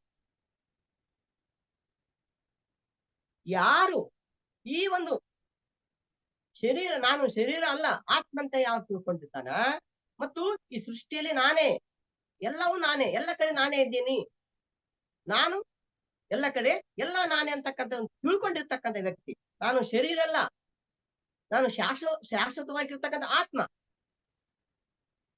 ನನಗೆ ಜನನ ಮರಣಗಳಿಲ್ಲ. ಅಂದ್ರೆ ಆತ್ಮಕ್ಕೆ ಜನನ ಮರಣಗಳಿಲ್ಲ. ಆತ್ಮ ಅದಕ್ಕೆ ಅಂತ್ಯ ಇಲ್ಲ, ಆದಿ ಇಲ್ಲ, ಅದು ಅನಂತ. ಯಾರು ಈ ವಿಷಯವನ್ನು ತಿಳ್ಕೊಂಡಿರ್ತಾರೆ, ನನಗೆ ಸಾವಿಲ್ಲ ಅಂತ ತಿಳ್ಕೊಂಡಿರ್ತಾರೋ, ನಾನು ಶರೀರ ಅಲ್ಲ ಅಂತ ತಿಳ್ಕೊಂಡಿರ್ತಾರೋ, ನಾನು ಆತ್ಮ ಅಂತ ತಿಳ್ಕೊಂಡಿರ್ತಾರೋ, ಆತ ನಿಜವಾದ ಜ್ಞಾನಿ, ಆತ ಜ್ಞಾನೋದಯ ಹೊಂದಿರತಕ್ಕಂತ ವ್ಯಕ್ತಿ ಅಂತ ನಾವು ತಿಳ್ಕೊಬೇಕು ಅಂತ. ಸೊ ಅದಕ್ಕಾಗಿ ಇಲ್ಲಿ ಆತನು ಮಾತ್ರ ಜ್ಞಾನೋದಯ ಹೊಂದಿದವನು. ಆತ್ಮ ಸರ್ವಭೂತಾತ್ಮ ಅಂದ್ರೆ ಎಲ್ಲ ಜೀವಿಗಳಲ್ಲಿ ಕೂಡ, ಪ್ರತಿಯೊಂದು ಜೀವಿಗಳಲ್ಲಿ ನಾನಿದ್ದೇನೆ, ಆತ್ಮ ಇದೆ, ನಾನು ಪ್ರತಿಯೊಂದು ಒಂದು ಆತ್ಮ ಪದಾರ್ಥದಿಂದ ಬಂದಿರ್ತಕ್ಕಂಥ ನಾವೆಲ್ಲರೂ ಆತ್ಮ ಪದಾರ್ಥದಿಂದ ತಯಾರಾಗಿರ್ತಕ್ಕಂಥವ್ರು. ನಮ್ಮಲ್ಲಿರೋ ಆತ್ಮ ಎಲ್ಲ ಜೀವಿಗಳಲ್ಲಿ ಒಂದೇ ಆತ್ಮ ಅಂತ ತಿಳ್ಕೊಂಡ ಭಾವನೆಯಿಂದ ಇರ್ತಾನೋ ಆತನು ಜ್ಞಾನೋದಯ ಹೊಂದಿದವರು ಅಂತ ನಾವು ತಿಳ್ಕೊಂಡ. ಅದೇ ರೀತಿ ಪ್ರಾಣಿಯ ಬಗೆಗೆ ದ್ವೇಷ ಭಾವನೆ ಇರುವವರು, ನೋಡಿ, ಪ್ರಾಣಿ ಬಗ್ಗೆ ದ್ವೇಷ ಭಾವನೆ ಇರುವವರು, ಪ್ರಾಣಿಗಳನ್ನ ಕೊಲ್ಲುವುದು, ಮಾಂಸವನ್ನ ತಿನ್ನುವುದು, ಇವೆಲ್ಲವುಗಳನ್ನ ಆ ಪ್ರಾಣಿಗಳ ದ್ವೇಷವನ್ನ ಮಾಡ್ತಕ್ಕಂತ ಆತ ವ್ಯಕ್ತಿ ಜ್ಞಾನವನ್ನೇ ಹೊಂದಿದವ ಅಲ್ಲ. ಪ್ರತಿಯೊಂದು ಜೀವಿಗಳನ್ನ ಆತ ಮೈತ್ರಿಯಿಂದ ಕಾಣ್ತಕ್ಕಂಥ ವ್ಯಕ್ತಿ. ಪ್ರತಿ ಪ್ರಾಣಿ ಪಕ್ಷಿಗಳನ್ನ, ಪ್ರತಿಯೊಬ್ಬ ಜನರನ್ನ ಮೈತ್ರಿಯನ್ನ ಹೊಂದಿರತಕ್ಕಂಥದ್ದು, ಪ್ರೀತಿ ಪ್ರೇಮವನ್ನ ಮಾಡ್ತಕ್ಕಂಥದ್ದು. ನನ್ನಲ್ಲಿರೋ ಆತ್ಮ ಅವರಲ್ಲಿದೆ, ಅವರನ್ನು ಕೊಲ್ಲಬಾರದು, ಹಿಂಸೆ ಮಾಡಬಾರದು ಅಂತ ಯಾರು ತಿಳ್ಕೊಂಡಿರ್ತಾರೋ ಆತ ಜ್ಞಾನೋದಯ ಹೊಂದಿದವರು. ಅದಕ್ಕಾಗಿ ನಾವೆಲ್ಲ ಸಸ್ಯಾಹಾರ ರ್ಯಾಲಿಗಳನ್ನ ಮಾಡ್ತೀವಿ ನೋಡ್ರಿ. ಅವ್ರಿಗೆಲ್ಲ ತಿಳಿಸ್ತೀವಿ, ನಾವ್ ಹೇಳ್ತಾ ಇರ್ತೀವಿ ನೋಡ್ರಿ, ಕೋಳಿಯಲ್ಲಿ ದೇವರಿದ್ದಾನೆ, ಮೇಕೆಯಲ್ಲಿ ದೇವರಿದ್ದಾನೆ, ಪ್ರತಿಯೊಂದರಲ್ಲಿ ದೇವರಿದ್ದಾನೆ. ಸೊ ಎಲ್ಲರಲ್ಲಿರ್ತಕ್ಕಂಥ ಆತ್ಮ ಒಂದೇ. ಅವುಗಳನ್ನ ಕೊಲೆ ಮಾಡ್ಬೇಡ್ರಿ, ಪ್ರೀತಿಯಿಂದ ಕಾಣ್ರಿ, ಮಿತ್ರತ್ವದಿಂದ ಕಾಣ್ರಿ. ಇದು ಜ್ಞಾನೋದಯ ಹೊಂದಿರ್ತಕ್ಕಂಥ ಜೀವನ. ಅಂದ್ರೆ ಪ್ರತಿಯೊಂದರಲ್ಲಿ ಪ್ರಾಣಿ ಪಕ್ಷಿಗಳನ್ನ ನಾವು ಪ್ರೀತಿಯಿಂದ ಕಾಣ್ತಕ್ಕಂಥದ್ದು. ಯಾಕ? ಅಲ್ಲಿರತಕ್ಕಂಥ ಆತ್ಮ ನಮ್ಮಲ್ಲಿರ್ತಕ್ಕಂಥ ಆತ್ಮ ಒಂದೇ ಅಂತ ಯಾರು ತಿಳಿದಿರ್ತಕ್ಕಂಥವನೇ ಜ್ಞಾನಿ, ಆತನೇ ಜ್ಞಾನೋದಯ ಹೊಂದಿರ್ತಕ್ಕಂಥವನು ಅಂತ ನಾವು ತಿಳ್ಕೊಬೇಕು. ಇದು ಜ್ಞಾನೋದಯ ಆಗಿದೆ ಅಂತ ನಾವು ತಿಳ್ಕೊಬೇಕು. ಪ್ರತಿಯೊಂದು ಜೀವಿಗೆ ಸ್ವತಂತ್ರ ಇದೆ ನೋಡಿ. ಯಾವುದು ಎಲ್ಲ ಕಡೆ ನೋಡ್ರಿ, ಈಗ ನಾವು ಸಸ್ಯಾಹಾರ ರ್ಯಾಲಿಗಳಲ್ಲಿ ಬೋರ್ಡ್ ಹಾಕಿರ್ತಾರ ನೋಡ್ರಿ, ನನ್ನನ್ನು ಕೊಲ್ಲಬೇಡಿ, ನಾನ್ ನಿಮ್ಮಂತೆ ಒಬ್ಬ ಜೀವಿ, ನನಗೂ ಸ್ವತಂತ್ರವಿದೆ, ನನಗೂ ಜೀವಿಸಲು ಬಿಡಿ, ನೀವು ಜೀವಿಸಿ ನಮಗೂ ಜೀವಿಸಲು ಬಿಡಿ ಅಂತ ಹೇಳ್ತಿರ್ತಾರ ನೋಡ್ರಿ. ಇದು ಇಂಥ ಜ್ಞಾನವನ್ನು ಹೊಂದಿರತಕ್ಕಂತ ವ್ಯಕ್ತಿ, ಅವೆಲ್ಲರೂ ಜ್ಞಾನೋದಯ ಹೊಂದಿದವರು ಅಂತ ಹೇಳಿ. ಮತ್ತೆ ಅವಕ್ಕೆಲ್ಲ ನಾವು ಪ್ರಾಣಿ ಪಕ್ಷಿಗಳು ಕೂಡ ನಾವು ಸಹಾಯ ಸಹಕಾರ, ಆಹಾರ, ನೀರು ಎಲ್ಲವನ್ನ ನಾವು ಕೊಡಬೇಕು, ಪ್ರೀತಿ ಮಾಡಬೇಕು. ಮೂಕ ಜೀವಿಗಳಿಗೆ ನಾವು ಅವುಗಳನ್ನ ನಮ್ಮಂತೆ ಕಾಣಬೇಕು ಅಂತಕ್ಕಂತ ಜ್ಞಾನ ಹೊಂದಿರತಕ್ಕಂಥದ್ದು ಇದು ಜ್ಞಾನೋದಯದ ಜೀವನ ಅಂತ ನಾವು ಇಲ್ಲಿ ತಿಳ್ಕೋಬೇಕು. ಇದು ಜ್ಞಾನೋದಯ. ನಮ್ಮ ಹತ್ತಿರ ಏನಿದೆಯೋ ಅದನ್ನ ಉದಾರವಾಗಿ ನಮಗಿಂತ ಕಡಿಮೆ ಇರ್ತಕ್ಕಂಥ ವ್ಯಕ್ತಿಗಳಿಗೆ, ನೋಡಿ, ನಮ್ಮಲ್ಲಿ ಏನಾದ ಯಾವುದೇ ವಸ್ತು ಇರಲಿ, ಇವತ್ತ ಯಾವುದೇ ವಸ್ತು ಇರಲಿ, ಯಾರಲ್ಲಿ ಅದು ಇಲ್ಲೋ ಅದನ್ನ ನಾವು ಉದಾರವಾಗಿ ಯಾವ ವ್ಯಕ್ತಿ ಪ್ರೀತಿ ಪ್ರೇಮದಿಂದ ಆತ ಮತ್ತೊಬ್ಬರಿಗೆ ನೀಡ್ತಾನೋ ಆತನು ಜ್ಞಾನೋದಯ ಹೊಂದಿರ್ತಕ್ಕಂಥ ತಿಳ್ಕೋಬೇಕು. ಅಂದ್ರೆ ತನ್ನಂತ ಪರರ ಬಗೆದಡೆ ಕೈಲಾಸ ವಿಜ್ಞಾನಕ್ಕೆ ಸರ್ವಜ್ಞನ. ತನ್ನಂತ ಪರರ ನನ್ಗೆ ಹಸಿವಾಗ್ಯದ, ಅವನಿಗೆ ಹಸಿವಾಗ್ಯದ ಅಂತ ತಿಳ್ಕೊಂಡು ನಮ್ಮಲ್ಲಿರ್ತಕ್ಕಂಥ ಸ್ವಲ್ಪವನ್ನ ಉದಾರವಾಗಿ ದಾನ ಧರ್ಮಗಳನ್ನ ಯಾರು ವ್ಯಕ್ತಿ ಮಾಡ್ತಾನೋ ಆ ವ್ಯಕ್ತಿ ಜ್ಞಾನೋದಯ ಹೊಂದಿರ್ತಕ್ಕಂಥವ್ರು. ಯಾರು ಸ್ವಾರ್ಥಿಯಾಗಿ ಜೀವನ ಮಾಡ್ತಾ, ಯಾರು ತನಗೇ ಬೇಕು, ಎಲ್ಲ ತನಗೇ ಬೇಕಂತ ಸ್ವಾರ್ಥಿಯಾಗಿ ಜೀವನ ಮಾಡ್ತಕ್ಕಂಥವ್ನು ಅವನು ಇನ್ನೂ ಕತ್ತಲೆಯ ಜೀವನ ಮಾಡ್ತಿದ್ದಾನೆ, ಅವನಿಗೆ ಇನ್ನೂ ಜ್ಞಾನ ಬಂದಿಲ್ಲ ಅಂತ ನಾವು ತಿಳ್ಕೋಬೇಕು. ಉದಾರತೆ ಇಲ್ಲದವನು ಅಜ್ಞಾನಿ. ಯಾರು ಉದಾರ ಭಾವನೆಯನ್ನು ಹೊಂದಿರ್ತಕ್ಕಂಥವನು ಜ್ಞಾನಿ, ಆತನಿಗೆ ಜ್ಞಾನೋದಯ ಆಗಿದೆ ಅಂತ ನಾವು ತಿಳ್ಕೋಬೇಕು. ಇದು ಜ್ಞಾನೋದಯ. ನಿನ್ನ ಕರ್ಮಕ್ಕೆ ನೀನೇ ಹೊಣೆ.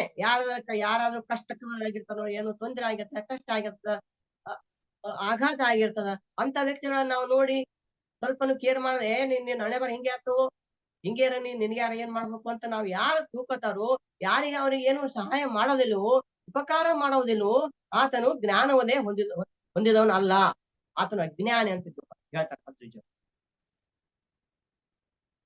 ಯಾವ ವ್ಯಕ್ತಿ ಪರರ ಕಷ್ಟವನ್ನ ತನ್ನ ಕಷ್ಟವನ್ನು ತಿಳ್ಕೊಂಡು ಪರರ ದುಃಖಕ್ಕೆ ಮರುಗುವವನು, ಪರೋಪಕಾರ ಮಾಡ್ತಕ್ಕಂಥವನು, ಕರುಣಾಮಯಿ, ಕರುಣೆ. ನೋಡಿ, ಕರುಣಾ ಧರ್ಮ, 19 ನವವೇದ ಧರ್ಮಗಳಲ್ಲಿ ಈ ಕರುಣಾ ಧರ್ಮವನ್ನು ಕೂಡ ಅವ್ರು ಹೇಳಿರ್ತಕ್ಕಂಥದ್ದು. ಕರುಣಾ ಧರ್ಮ ಬಹಳ ಮುಖ್ಯ ಅಂತ ಹೇಳಿರೋರು. ಪರರಿಗೆ ಕರುಣೆಯನ್ನು ತೋರಿಸ್ತಕ್ಕಂಥದ್ದು, ಕಷ್ಟದಲ್ಲಿರ್ತಕ್ಕ ಸಹಾಯ ಮಾಡ್ತಕ್ಕಂಥದ್ದು, ಇದು ಜ್ಞಾನೋದಯ ಹೊಂದಿರತಕ್ಕಂಥ ವ್ಯಕ್ತಿಯ ಲಕ್ಷಣಗಳು ಅಂತ ಹೇಳಿದ್ರು. ಮನಸ್ಸು ಕರಗಬೇಕು. ಅವರ ಮನಸ್ಸನ್ನ ಕರಗವ್ರಿಗೆ ಸಹಾಯ ಮಾಡ್ತಕ್ಕಂತ ಗುಣವನ್ನ ಯಾರಲ್ಲಿ ಹೊಂದಿರ್ತಾರೋ, ಯಾರು ಕಷ್ಟಕ್ಕೆ ಮನಸ್ಸು ಕರಗ್ತದೋ ಆತನು ಜ್ಞಾನೋದಯ ಹೊಂದಿರ್ತಕ್ಕಂಥ ವ್ಯಕ್ತಿ ಅಂತ ಹೇಳಿ. ಈ ಒಂದು ಗುಣಗಳನ್ನ ನೋಡ್ರಿ. ಈಗ ನಾವು ಬುದ್ಧ ಭಗವಾನ್ರು, ಈ ಜೇಸಸ್ ಕ್ರಿಸ್ತರವರನ್ನ ನೋಡಿದಾಗ, ಪತ್ರಿಜರನ್ನ ನೋಡಿದಾಗ, ಎಲ್ಲ ಮಹಾನ್ ಸಂತರು, ಪುರುಷರು, ಶರಣರು ಎಲ್ಲರನ್ನ ನೋಡಿದಾಗ ಇವೆಲ್ಲ ಗುಣಗಳು ಅವರಲ್ಲಿ ಅದಾವಿಲ್ಲೋ?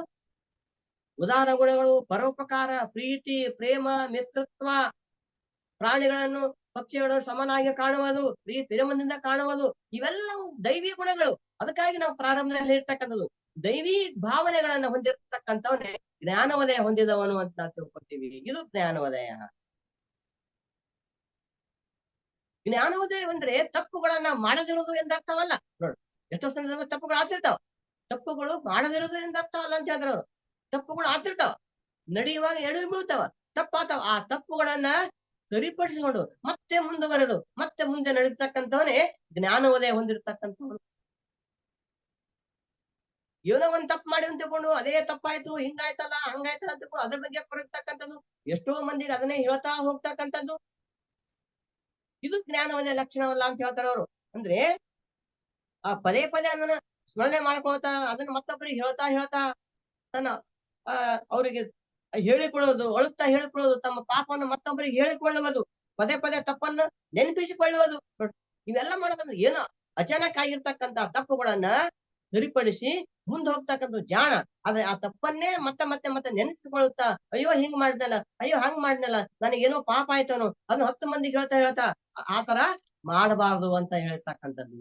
ಈ ತರ ಲಕ್ಷಣಗಳು ಇರಬಾರ್ದು ಅಂತ ಹೇಳಿ ಪದೇ ಪದೇ ಅದನ್ನ ಅವು ಕೆದರ್ಕೋತ ಕುಂದ್ರಬಾರ್ದು, ಕೆದಕಬಾರ್ದು ಅಂತ ಹೇಳಿ. ಅದು ಜ್ಞಾನೋದಯ ಲಕ್ಷಣ ಅಲ್ಲ ಅಂತ ಹೇಳಿ. ಆ ತಪ್ಪುಗಳನ್ನು ಮರೆತು ಸೃಜನಾತ್ಮಕವಾಗಿ ಅಂದ್ರೆ ಕ್ರಿಯೇಟಿವ್ ಆಗಿ ಮತ್ತೆ ಮತ್ತೆ ಹೊಸ ಒಳ್ಳೆಯ ಕಾರ್ಯಗಳನ್ನ ಮಾಡ್ತಾ ಆ ಒಂದು ತಪ್ಪನ್ನ ಸರಿಪಡಿಸಿಕೊಳ್ಳುತ್ತಾ ಮುಂದೆ ನಡೀತಕ್ಕಂಥದ್ದು, ಒಳ್ಳೆ ಕೆಲಸಗಳನ್ನ ಮಾಡ್ತಕ್ಕಂಥದ್ದು, ಪರೋಪಕಾರ ಕೆಲಸ ಮಾಡ್ತಕ್ಕಂಥ ಅದು ಜ್ಞಾನೋದಯ ಹೊಂದಿರ್ತಕ್ಕಂಥ ಜೀವನ.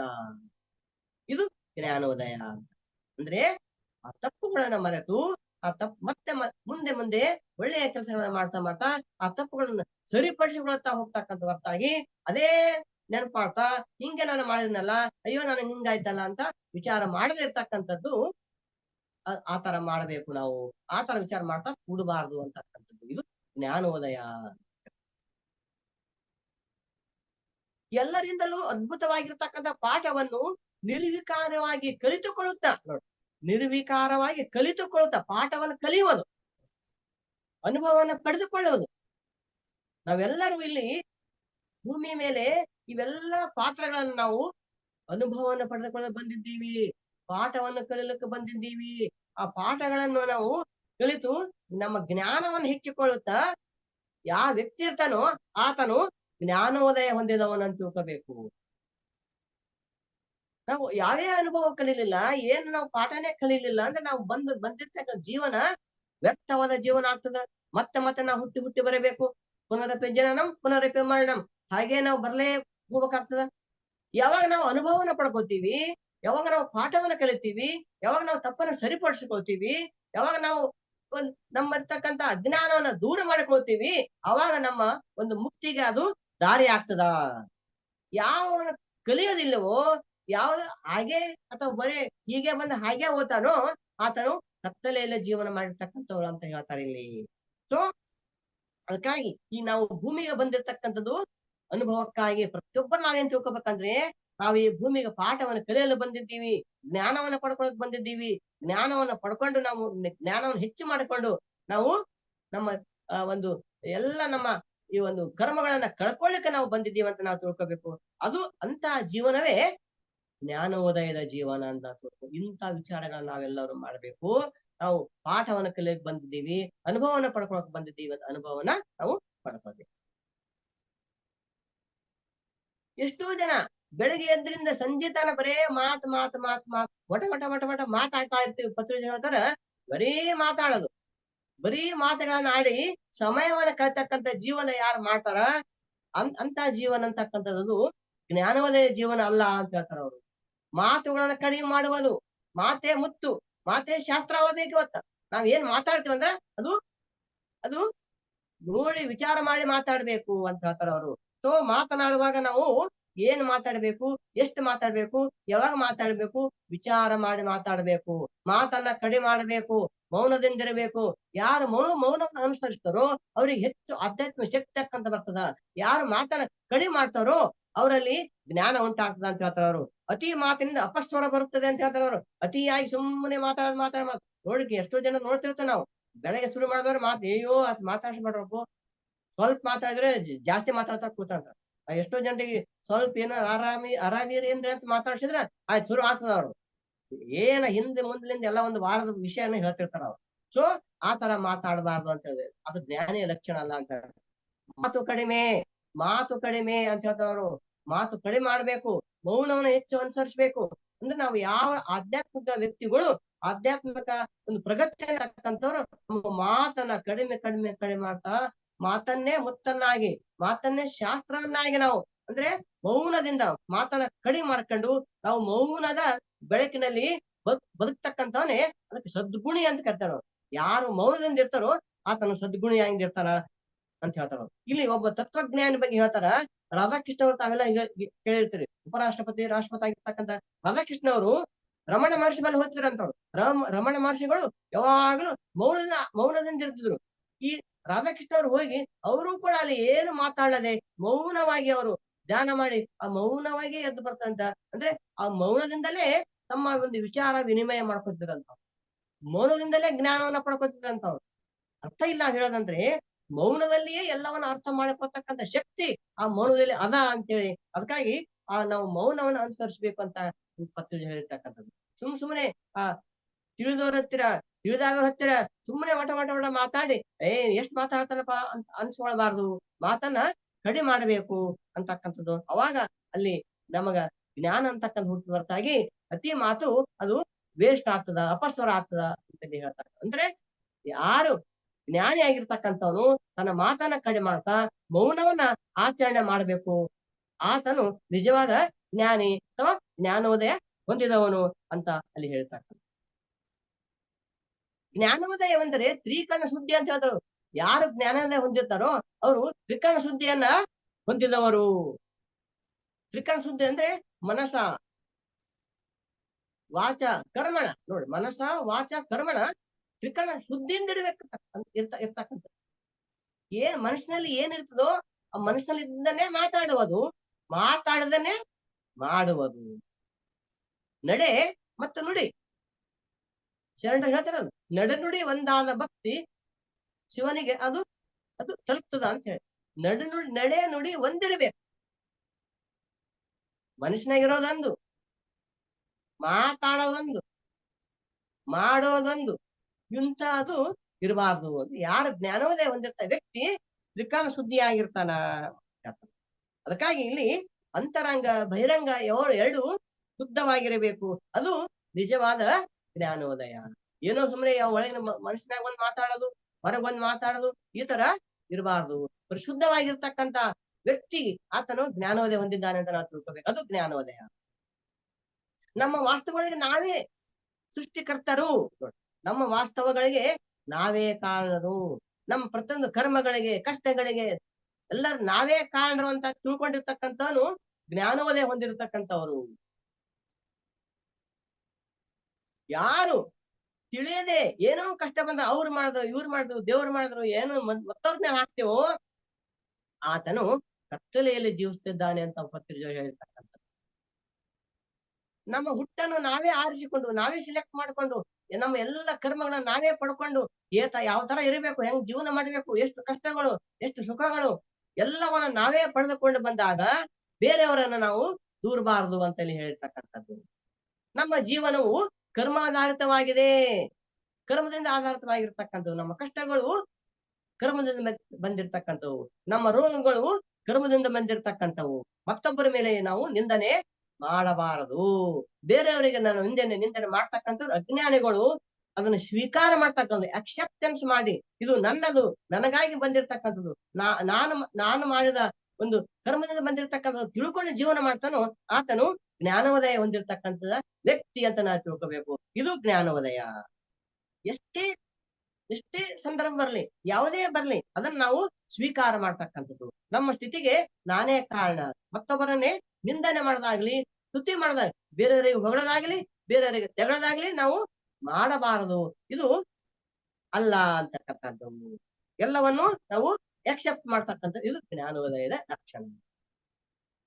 ಅದಕ್ಕೆ ಅದೇ ರೀತಿಯಾಗಿ ಮುಂದೆ ತಮಗೆ ಏನಾದ್ರೂ ಹಾನಿ ಆದರೆ, ನೋಡಿ, ಹಾನಿ ಆದರೆ ಮತ್ತೊಬ್ಬರನ್ನ ನಿಂದನೆ ಮಾಡುವುದು, ಲಾಭ ಆದರೆ ಮತ್ತೊಬ್ಬರಿಗೆ ಹೊಗಳುವುದು. ನೋಡಿ, ಬೇರೆಯವರಿಗೆ ಹೊಗಳ್ತಾ ಹೋಗ್ತೀವಿ ನಾವು.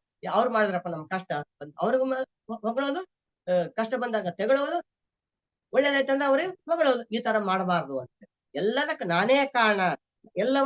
ಎಲ್ಲಾ ಫಲಗಳನ್ನ ನನ್ನ ಫಲಗಳು ಅಂದ್ರೆ ನನ್ನ ಕರ್ಮದ ಫಲಗಳು ನಾನೇ ಅನುಭವಿಸ್ಬೇಕಂತ ಭಾವನೆಯಿಂದ ಇರ್ತಾನಲ್ಲ, ಆತನ ನಿಜವಾದ ಅದು ಜ್ಞಾನೋದಯ ಜೀವನ. ಬೇರೆಯವರನ್ನ ಬೆರಳು ಮಾಡಿ ತೋರ್ಸದೆ ಎಲ್ಲಕ್ಕೂ ತಾನು ಅದನ್ನ ಸ್ವೀಕರಿಸುವುದು. ಸ್ತುತಿ, ನಿಂದೆ ಎರಡನ್ನು, ಮಾನ ಅಪಮಾನಗಳು ಎಲ್ಲವನ್ನ ಸಮನಾಗಿ ಕಾಣ್ತಕ್ಕಂಥ, ಮಾನ ಅಪಮಾನಗಳನ್ನ ಸಮನಾಗಿ ಕಾಣ್ತಕ್ಕಂಥ ನಿಜವಾದ ಯೋಗಿ, ನಿಜವಾದ ಧ್ಯಾನಿ ಅಂತ ನಾವಲ್ಲಿ ಕರ್ತೀವಿ. ಪ್ರಪಂಚದಲ್ಲಿ ಇದ್ರೂ ಕೂಡ ಪ್ರಪಂಚದ ಅಂಟಿಕೊಳ್ಳದೆ ಜೀವನ ಮಾಡ್ತಕ್ಕಂಥವನು ಜ್ಞಾನೋದಯವಾಗಿರ್ತಕ್ಕಂಥ ಜೀವನ ಮಾಡ್ತಕ್ಕಂಥವನು ಅಂತ ತಿಳ್ಕೊಬೇಕು. ಅಂದ್ರೆ ಈ ಪ್ರಪಂಚವು ಒಂದು ಮಾಯಾ ಪ್ರಪಂಚ. ಈ ಪ್ರಪಂಚ ಒಂದು ಕನಸು ಅಂತ ನಾವು ಏನ್ ಜೀವನ ಮಾಡ್ತೀವೋ ಅಂದ್ರೆ ಇದೇ ಜೀವನ ಅಂತ ಅದರಲ್ಲೇ ನಾವು ಒಳಗೆ ಹೋಗಿ ಅದರಲ್ಲೇ ಅಂಟಿಕೊಂಡು ಏನೇ ಕಷ್ಟ ಆಯ್ತಪ್ಪ ಅಂದ್ರೆ ಬಹಳಷ್ಟು ದುಃಖ ಪಡ್ತಾ ನಾವು ಏನ್ ಮಾಡಬಾರದು ಅಂತ ಹೇಳ್ತಾರೆ ಇಲ್ಲಿ. ಸೊ ಯಾವ ವ್ಯಕ್ತಿ ಈ ಪ್ರಪಂಚ ಒಂದು ಮಾಯಾ ಪ್ರಪಂಚ, ಇದು ಒಂದು ಇಲ್ಲಿ ಇರ್ತಕ್ಕಂಥದ್ದು ಒಂದು ಕನಸು ಅಂತ ತಿಳ್ಕೊಂಡು ಇಲ್ಲಿರೋ ಘಟನೆಗಳನ್ನ ಯಾವುದೇ ಎಂತಹ ಘಟನೆ ಬಂದ್ರೂ ಕೂಡ ಆಗಿಂದಾಗಲೇ ಅದನ್ನ ಮರೆತು ಮತ್ತೆ ಮುಂದೆ ಜೀವನ ಮಾಡ್ತಕ್ಕಂಥವ್ನು, ನಿಜವಾದ ಜ್ಞಾನೋದಯ ಹೊಂದಿರ್ತಕ್ಕಂಥವನು. ಏನೇ ಕಷ್ಟ ಬಂತಂದ್ರೆ ಅಯ್ಯೋ ನನಗೆ ಹಾಗೆ ಬಂತಲ್ಲ, ಅಯ್ಯೋ ನಿನಗೆ ಈಗ ಈ ತರ ಜೀವನ ಮಾಡಿದ್ರೆ ಅದು ನಿಜವಾದ ಜೀವನ ಅಲ್ಲ. ಜ್ಞಾನೋದಯ ಹೊಂದಿದ ಜೀವಿಯು ಹೆಂಗಿರ್ತಂದ್ರೆ ಆ ತಾವರೆ ಎಲೆಯ ಮೇಲಿನ ನೀರಿನ ಹನಿಯಂತೆ ಅಂಟಿಕೊಳ್ಳದ ಜೀವನ. ಸಂಸಾರದಲ್ಲಿ ಇರಬೇಕು, ಸಂಸಾರದಲ್ಲಿ ಇದ್ದೂ ಇಲ್ಲದಂತೆ ಇರ್ತಕ್ಕಂಥದ್ದು. ಇದ್ದೂ ಇಲ್ಲದಂತೆ ಜೀವನ ಮಾಡ್ತಾನಲ್ಲ, ಅಂಟಿಕೊಳ್ಳದೆ ಜೀವನ ಮಾಡ್ತಕ್ಕಂಥ ನಿಜವಾದ ಜ್ಞಾನೋದಯ ಹೊಂದಿರ್ತಕ್ಕಂಥವ್ನು. ನಾವು ಇಲ್ಲಿ ಪ್ರತಿಯೊಂದು ಜೀವನದ ಅನುಬಂಧಗಳು ಇರ್ತಾವ. ತಂದೆ, ತಾಯಿ, ಮಕ್ಕಳು, ಮನೆಗಳು, ಮೊಮ್ಮಕ್ಕಳು. ಸೊ ಎಲ್ಲವನ್ನ ಅನುಬಂಧದಲ್ಲಿ ಇದ್ರೂ ಕೂಡ ನಾವು ಅಂಟಿಕೊಳ್ಳದೆ ಜೀವನ ಮಾಡಿದಾಗ, ಜ್ಯೋತಿ ಬೀಳದೆ ಜೀವನ ಮಾಡಿದಾಗ, ಬಂಧನ ರಹಿತ ಜೀವನ ಮಾಡಿದಾಗ ಅದು ನಿಜವಾದ ಜೀವನ ಆಗ್ತದ. ಯಾವಾಗ ಬಂಧನದಿಂದ ಜೀವನ ಮಾಡ್ತೀವೋ ಅವಾಗ ನಮಗ್ ಕಷ್ಟಕ್ಕೀಡಾಗ್ತೀವಿ. ಆ ಬಂಧನದಿಂದ ಹೊರಗೆ ಬರ್ಲಕ್ಕ ನಮ್ಗೆ ಬಹಳ ಕಷ್ಟ ಆಗ್ತದೆ. ಆ ಬಂಧನದಲ್ಲಿ ಕಷ್ಟದಿಂದ ನಾವು ಜೀವನ ಮಾಡಕ್ ಪ್ರಾರಂಭ ಮಾಡ್ತೀವಿ. ಅದಕ್ಕೆ ನಾವು ಇದ್ದು ಇಲ್ಲದಂತೆ ನಾವು ಜೀವನ ಮಾಡಿದಾಗ, ಅಂಟಿಕೊಳ್ಳದೆ ಜೀವನ ಮಾಡಿದಾಗ ಅದು ಜ್ಞಾನೋದಯ ಜೀವನ ಆಗ್ತದ ಅಂತಿಲ್ಲ ನಾವು ತಿಳ್ಕೊಬೇಕು. ಆ ರೀತಿಯಾದ ಜೀವನವನ್ನ ಅಂದ್ರೆ ಜ್ಞಾನಿಗಳು, ಆಧ್ಯಾತ್ಮಿಕ ವ್ಯಕ್ತಿಗಳು ಇದೇ ರೀತಿಯಾಗಿ ಅವರು ಜೀವನವನ್ನ ಮಾಡ್ತಿರ್ತಾರೆ. ಯಾವಾಗ ಏನೇ ಬಂದ್ರು ಕೂಡ ಅದನ್ನ ಸ್ವೀಕರಿಸಿ ಅದನ್ನ ಅಂಟಿಕೊಳ್ಳದಂತೆ ಅವರು ಜೀವನವನ್ನ ಮಾಡ್ತಕ್ಕಂಥ. ಯಾವುದೇ ಕೆಲಸವನ್ನು ಮಾಡ್ಬೇಕಾದ್ರೆ ಅದಕ್ಕ ಸಂದೇಹ ಪಡದೆ, ಭಯ ಪಡದೆ ಅದನ್ನ ಕೆಲಸ ಮಾಡ್ತಕ್ಕಂಥವ್ರು ಜ್ಞಾನೋದಯ ಹೊಂದಿರ್ತಕ್ಕಂಥ. ಅಂದ್ರೆ ನಾವು ಯಾವುದೇ ಕೆಲಸ ಮಾಡಕ ಭಯ, ಹಿಂಜರಿಕೆ, ಅದನ್ನ ಮಾಡ್ಲೇಬೇಡ, ಅದು ಆಗ್ತದೋ ಇಲ್ಲೋ, ನಾವು ಆತರ ಯಾರು ಕೆಲಸ ಮಾಡ್ತಾರೋ ಅದು ಜ್ಞಾನೋದಯ ಇಲ್ಲದವ್ರು ಅಂತ. ಬಟ್ ನಾವು ಭಯ ಪಡದೆ, ನೋಡ್ರಿ, ಯಾವುದಕ್ಕೂ ಹೆದರದೆ, ಅಂಜದೆ, ನೋಡೋಣ ಏನಾಗ್ತದೆ ಏನಿಲ್ಲ, ಪ್ರಯತ್ನ ಮಾಡೋಣ ಅಂತ ಯಾರು ತಯಾರಿರ್ತಾರೋ, ಯಾರು ಧೈರ್ಯವನ್ನ ತೋರಿಸ್ತಾರೋ, ಯಾರ ತನ್ನ ಭಯ ಭ್ರಾಂತಿಯಿಂದ ದೂರ ಇರ್ತಾರೋ ಅವರು ಜ್ಞಾನೋದಯ ಹೊಂದಿದವರು.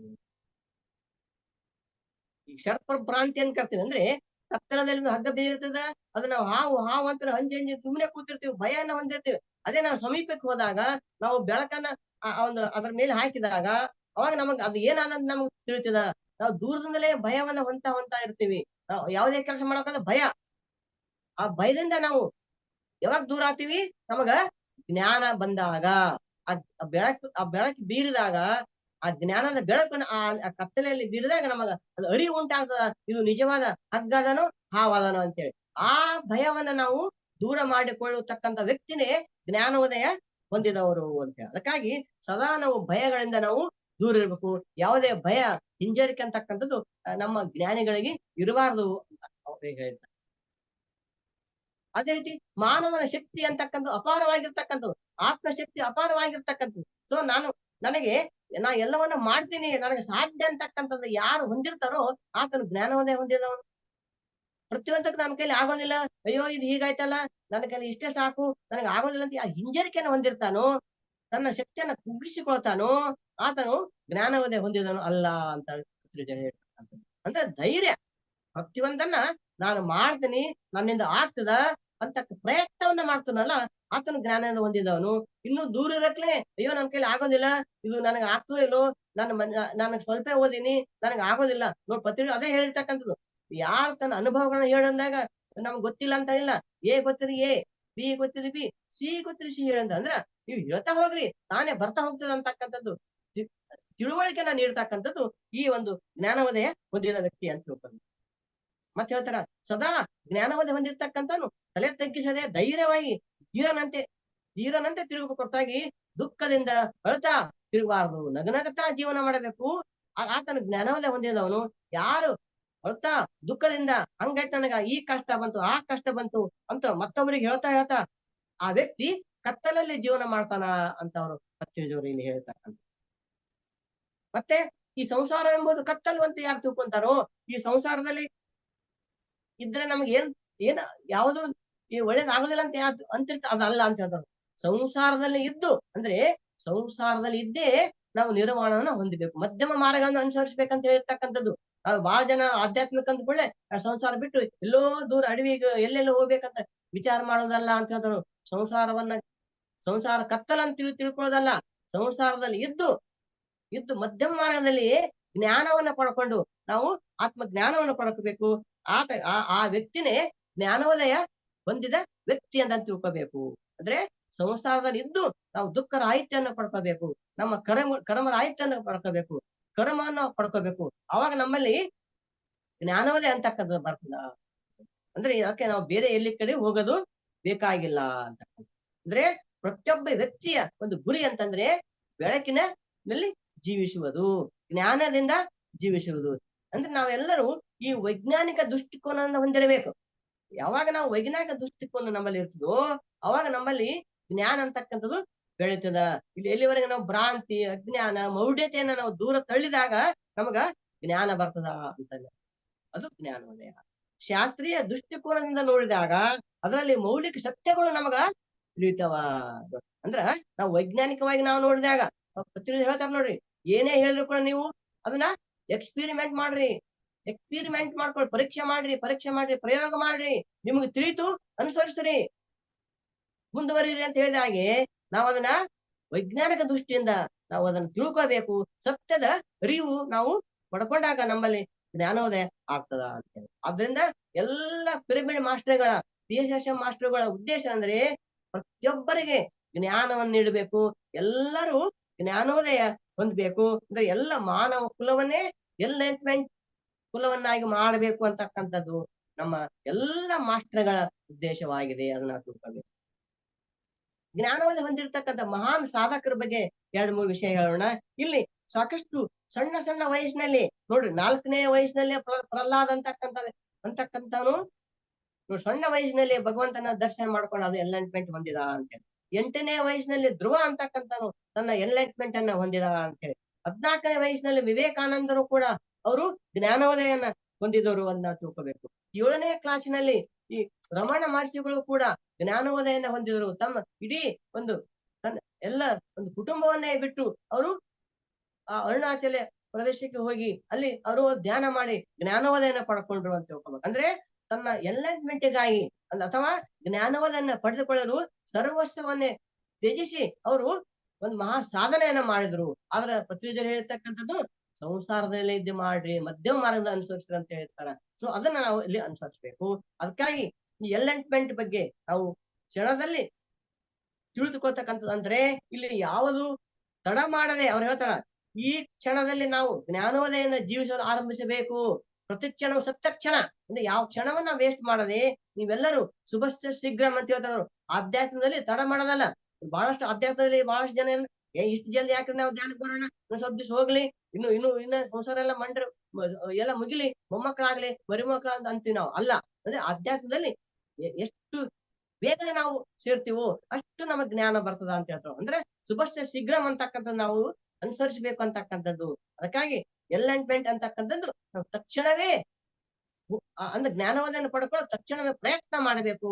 ಅದಕ್ಕೆ ಆಲಸ್ಯಂ ಅಮೃತಂ ವಿಷಂ ಅಂತ ಹೇಳಿದ್ರು. ಅಂದ್ರೆ ಆಲಸ್ಯವನ್ನ ಮಾಡದೆ ನಾವು ಆ ಒಂದು ಜ್ಞಾನವನ್ನು ಪಡ್ಕೊಳಕ ನಾವೆಲ್ಲ PSS ಮಾಸ್ಟರ್ಗಳು ಪ್ರಯತ್ನ ಮಾಡಬೇಕು ಅಂತ ಹೇಳ್ತಕ್ಕಂಥದ್ದು. ಅಂದ್ರೆ ಈ ಜ್ಞಾನೋದಯ ಅಂತಕ್ಕಂಥದ್ದು ಪ್ರತಿಯೊಬ್ಬ ವ್ಯಕ್ತಿ ಪಡ್ಕೊಳಕ ಪ್ರಯತ್ನ ಮಾಡಬೇಕು. ಯಾವ ರೀತಿ ಬುದ್ಧ ಭಗವಾನರು, ಪತ್ರಿಜಿಯವರು, ಸಾಕಷ್ಟು ಮಹಾನ್ ಪುರುಷರು ಜ್ಞಾನವನ್ನು ಪಡೆದು ಜ್ಞಾನೋದಯನ ಹೊಂದಿ ನಮ್ಮೆಲ್ಲರೂ ಜ್ಞಾನ ನೀಡಿದ್ದಾರೋ ಆ ರೀತಿಯಾಗಿ ನಮ್ಮೆಲ್ಲ PSS ಮಾಸ್ಟರ್ಗಳು ತಾವು ಜ್ಞಾನವನ್ನು ಪಡೆದು, ತಾವು ಎನ್ಲೈಟ್ಮೆಂಟ್ ಪಡೆದು, ತಾವು ಜ್ಞಾನೋದಯನ ಪಡೆದು ಪ್ರತಿಯೊಬ್ಬರಿಗೆ ತಾವು ಜ್ಞಾನವನ್ನ ಹಂಚಬೇಕು, ಹಂಚೋಣ ಅಂತ ಹೇಳ್ತಾ, ಸೊ ಈ ಒಂದು ಜ್ಞಾನೋದಯ ಎಂದರೇನು ಮತ್ತು ಜ್ಞಾನ ಹೊಂದಿರತಕ್ಕಂಥವ್ರ ಲಕ್ಷಣಗಳು, ಜ್ಞಾನವನ್ನು ಹೊಂದದೇ ಇರತಕ್ಕಂಥವರ ಲಕ್ಷಣಗಳು ಯಾವ ರೀತಿ ಇರುತ್ತಾರ, ಯಾವ ರೀತಿ ದೈವಿಕ ಜೀವನವನ್ನ ನಾವು ಅನುಸರಿಸ್ತೀವಿ, ಯಾವ ರೀತಿ ನಾವು ಆತ್ಮಜ್ಞಾನವನ್ನು ನಾವು ಪಡ್ಕೋತೀವಿ ಅಂತಕ್ಕಂಥ ವಿಷಯವನ್ನ ಇವತ್ತ ನಾವು ಆ ವಿಷಯವನ್ನ ತಿಳ್ಕೊಂಡಿದೀವಿ. ಈ ವಿಷಯವನ್ನ ಹೇಳಲಿಕ್ಕೆ ಅವಕಾಶ ಮಾಡಿಕೊಟ್ಟಿರ್ತಕ್ಕಂಥ ಈ ಮಹಾತ್ಮಾರ ಫೌಂಡೇಶನ್ ಎಲ್ಲ ಗ್ರೇಟ್ ಮಾಸ್ಟರ್ ವಂದಿಸುತ್ತಾ, ಮತ್ತು ಈ ಒಂದು ಯೂಟ್ಯೂಬ್ ಗಳಲ್ಲಿ ಮತ್ತು ಈ ಜೂಮ್ ಗಳಲ್ಲಿ ವೀಕ್ಷಿಸ್ತಾ ಇರ್ತಕ್ಕಂಥ ನನ್ನೆಲ್ಲ ಧ್ಯಾನ ಬಂಧುಗಳಿಗೆ ಅನಂತನಂತಾಗಿ ವಂದಿಸುತ್ತಾ, ಮತ್ತೊಮ್ಮೆ ನನ್ನ ಈ 4 ಮಾತುಗಳನ್ನ ಗುರುವಿನ ಪಾದಕ್ಕೆ ಅರ್ಪಿಸುತ್ತಾ ನಮ್ಮೆಲ್ಲರಿಗೂ ಅನಂತ ವಂದನೆಗಳು. Thank you sir, thank you. ಅನಂತವಾದ ಧನ್ಯವಾದಗಳು ಸರ್. ತುಂಬಾ ಅದ್ಭುತವಾದ ವಿಷಯವನ್ನ ತಿಳಿಸ್ಕೊಟ್ರಿ ಇವತ್ತು. ಜ್ಞಾನವಂತರು ಹೇಗಿರ್ತಾರೆ, ಜ್ಞಾನೋದಯ ಹೊಂದಿರೋರು ಹೇಗಿರ್ತಾರೆ, ಜ್ಞಾನೋದಯ ಆಗದೇ ಇರೋರು ಹೇಗಿರ್ತಾರೆ ತುಂಬಾ ಚೆನ್ನಾಗಿ ತಿಳಿಸ್ಕೊಟ್ರಿ ಸರ್. ಇವತ್ತು ಪ್ರಾಪಂಚಿಕ ಜೀವನದಲ್ಲಿ ಇರ್ತಕ್ಕಂಥವ್ರು ಜ್ಞಾನೋದಯ ಹೊಂದಿರೋದಲ್ಲ, ಆಧ್ಯಾತ್ಮದಲ್ಲಿ ಇರ್ತಕ್ಕಂಥವ್ರು ಪೂರ್ಣ ಅರಿವಿನೊಂದಿಗೆ ಎಚ್ಚರ ಸ್ಥಿತಿಯಲ್ಲಿ ಈ ಕ್ಷಣದಲ್ಲಿ ಬದುಕ್ತಾರೆ ಅನ್ನೋದನ್ನ ಮಾರ್ಮಿಕವಾಗಿ ಚೆನ್ನಾಗಿ ತಿಳಿಸ್ಕೊಟ್ರಿ ಸರ್. ಅನಂತವಾದ ಮತ್ತೊಮ್ಮೆ ಧನ್ಯವಾದಗಳು. ಈಗ ಮಾಸ್ಟರ್ಸ್ ಕ್ವಶನ್ಸ್ ಕೇಳ್ತಾರೆ ಸರ್, ಒಂದ್ 5 ನಿಮಿಷ. ಯಾರು ಹ್ಯಾಂಡ್ ರೈಸ್ ಮಾಡಿ ಯಾರು ಮಾತಾಡೋರಿದ್ರೆ ಅನ್ಮ್ಯೂಟ್ ಮಾಡ್ತೀವಿ.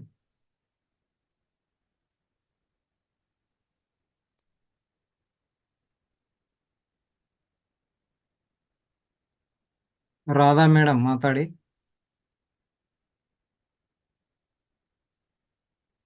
ಇಲ್ಲ ಸರ್, ನನ್ಗೆ ಅಷ್ಟು ಹೊಸ್ದಾಗಿ ಬಂದಿದ್ದೀನಿ, ಗೊತ್ತಾಗ್ತಾ ಇಲ್ಲ. ಇವತ್ತು ಜಾಯ್ನ್ ಆಗಿದ್ದೀನಿ sir. Okay madam, thank you. ಮತ್ತೆ ಯಾರಾದ್ರೂ ಮಾತಾಡೋರಿದ್ರೆ ಮಾತಾಡಿ.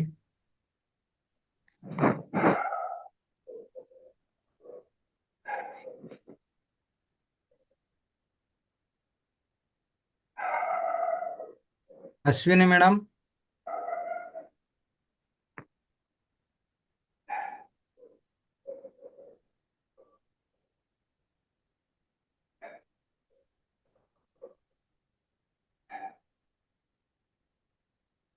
ಸರ್, ಯಾವ್ದು ಪ್ರಶ್ನೆಗಳಿಲ್ಲ ಅನ್ಸುತ್ತೆ.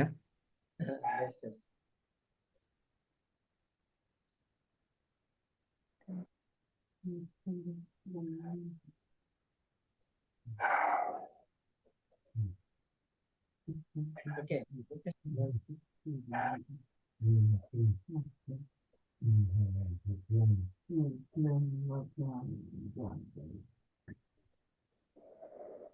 ಓಕೆ ಸರ್, ಕ್ಲಾಸ್ ಮುಗಿಸೋಣ ಸರ್. ಯಾರ್ದು ಪ್ರಶ್ನೆ ಇಲ್ಲ ಅನ್ಸುತ್ತೆ. Okay sir, okay. ಅನಂತವಾದ ಧನ್ಯವಾದಗಳು ಸರ್. ಈ ಮಾವತಾರ್ ಫೌಂಡೇಶನ್ಗೆ ಮತ್ತೆ ಈ ಒಂದು ಜ್ಞಾನವನ್ನು ನೀಡಿದಂತ ತಮಗೆ ಸರ್, ಎಲ್ರಿಗೂ ಎಲ್ಲ ಅಧ್ಯಾತ್ಮ ಬಂಧುಗಳಿಗೂ ಅನಂತವಾದ ಧನ್ಯವಾದಗಳು ಸರ್.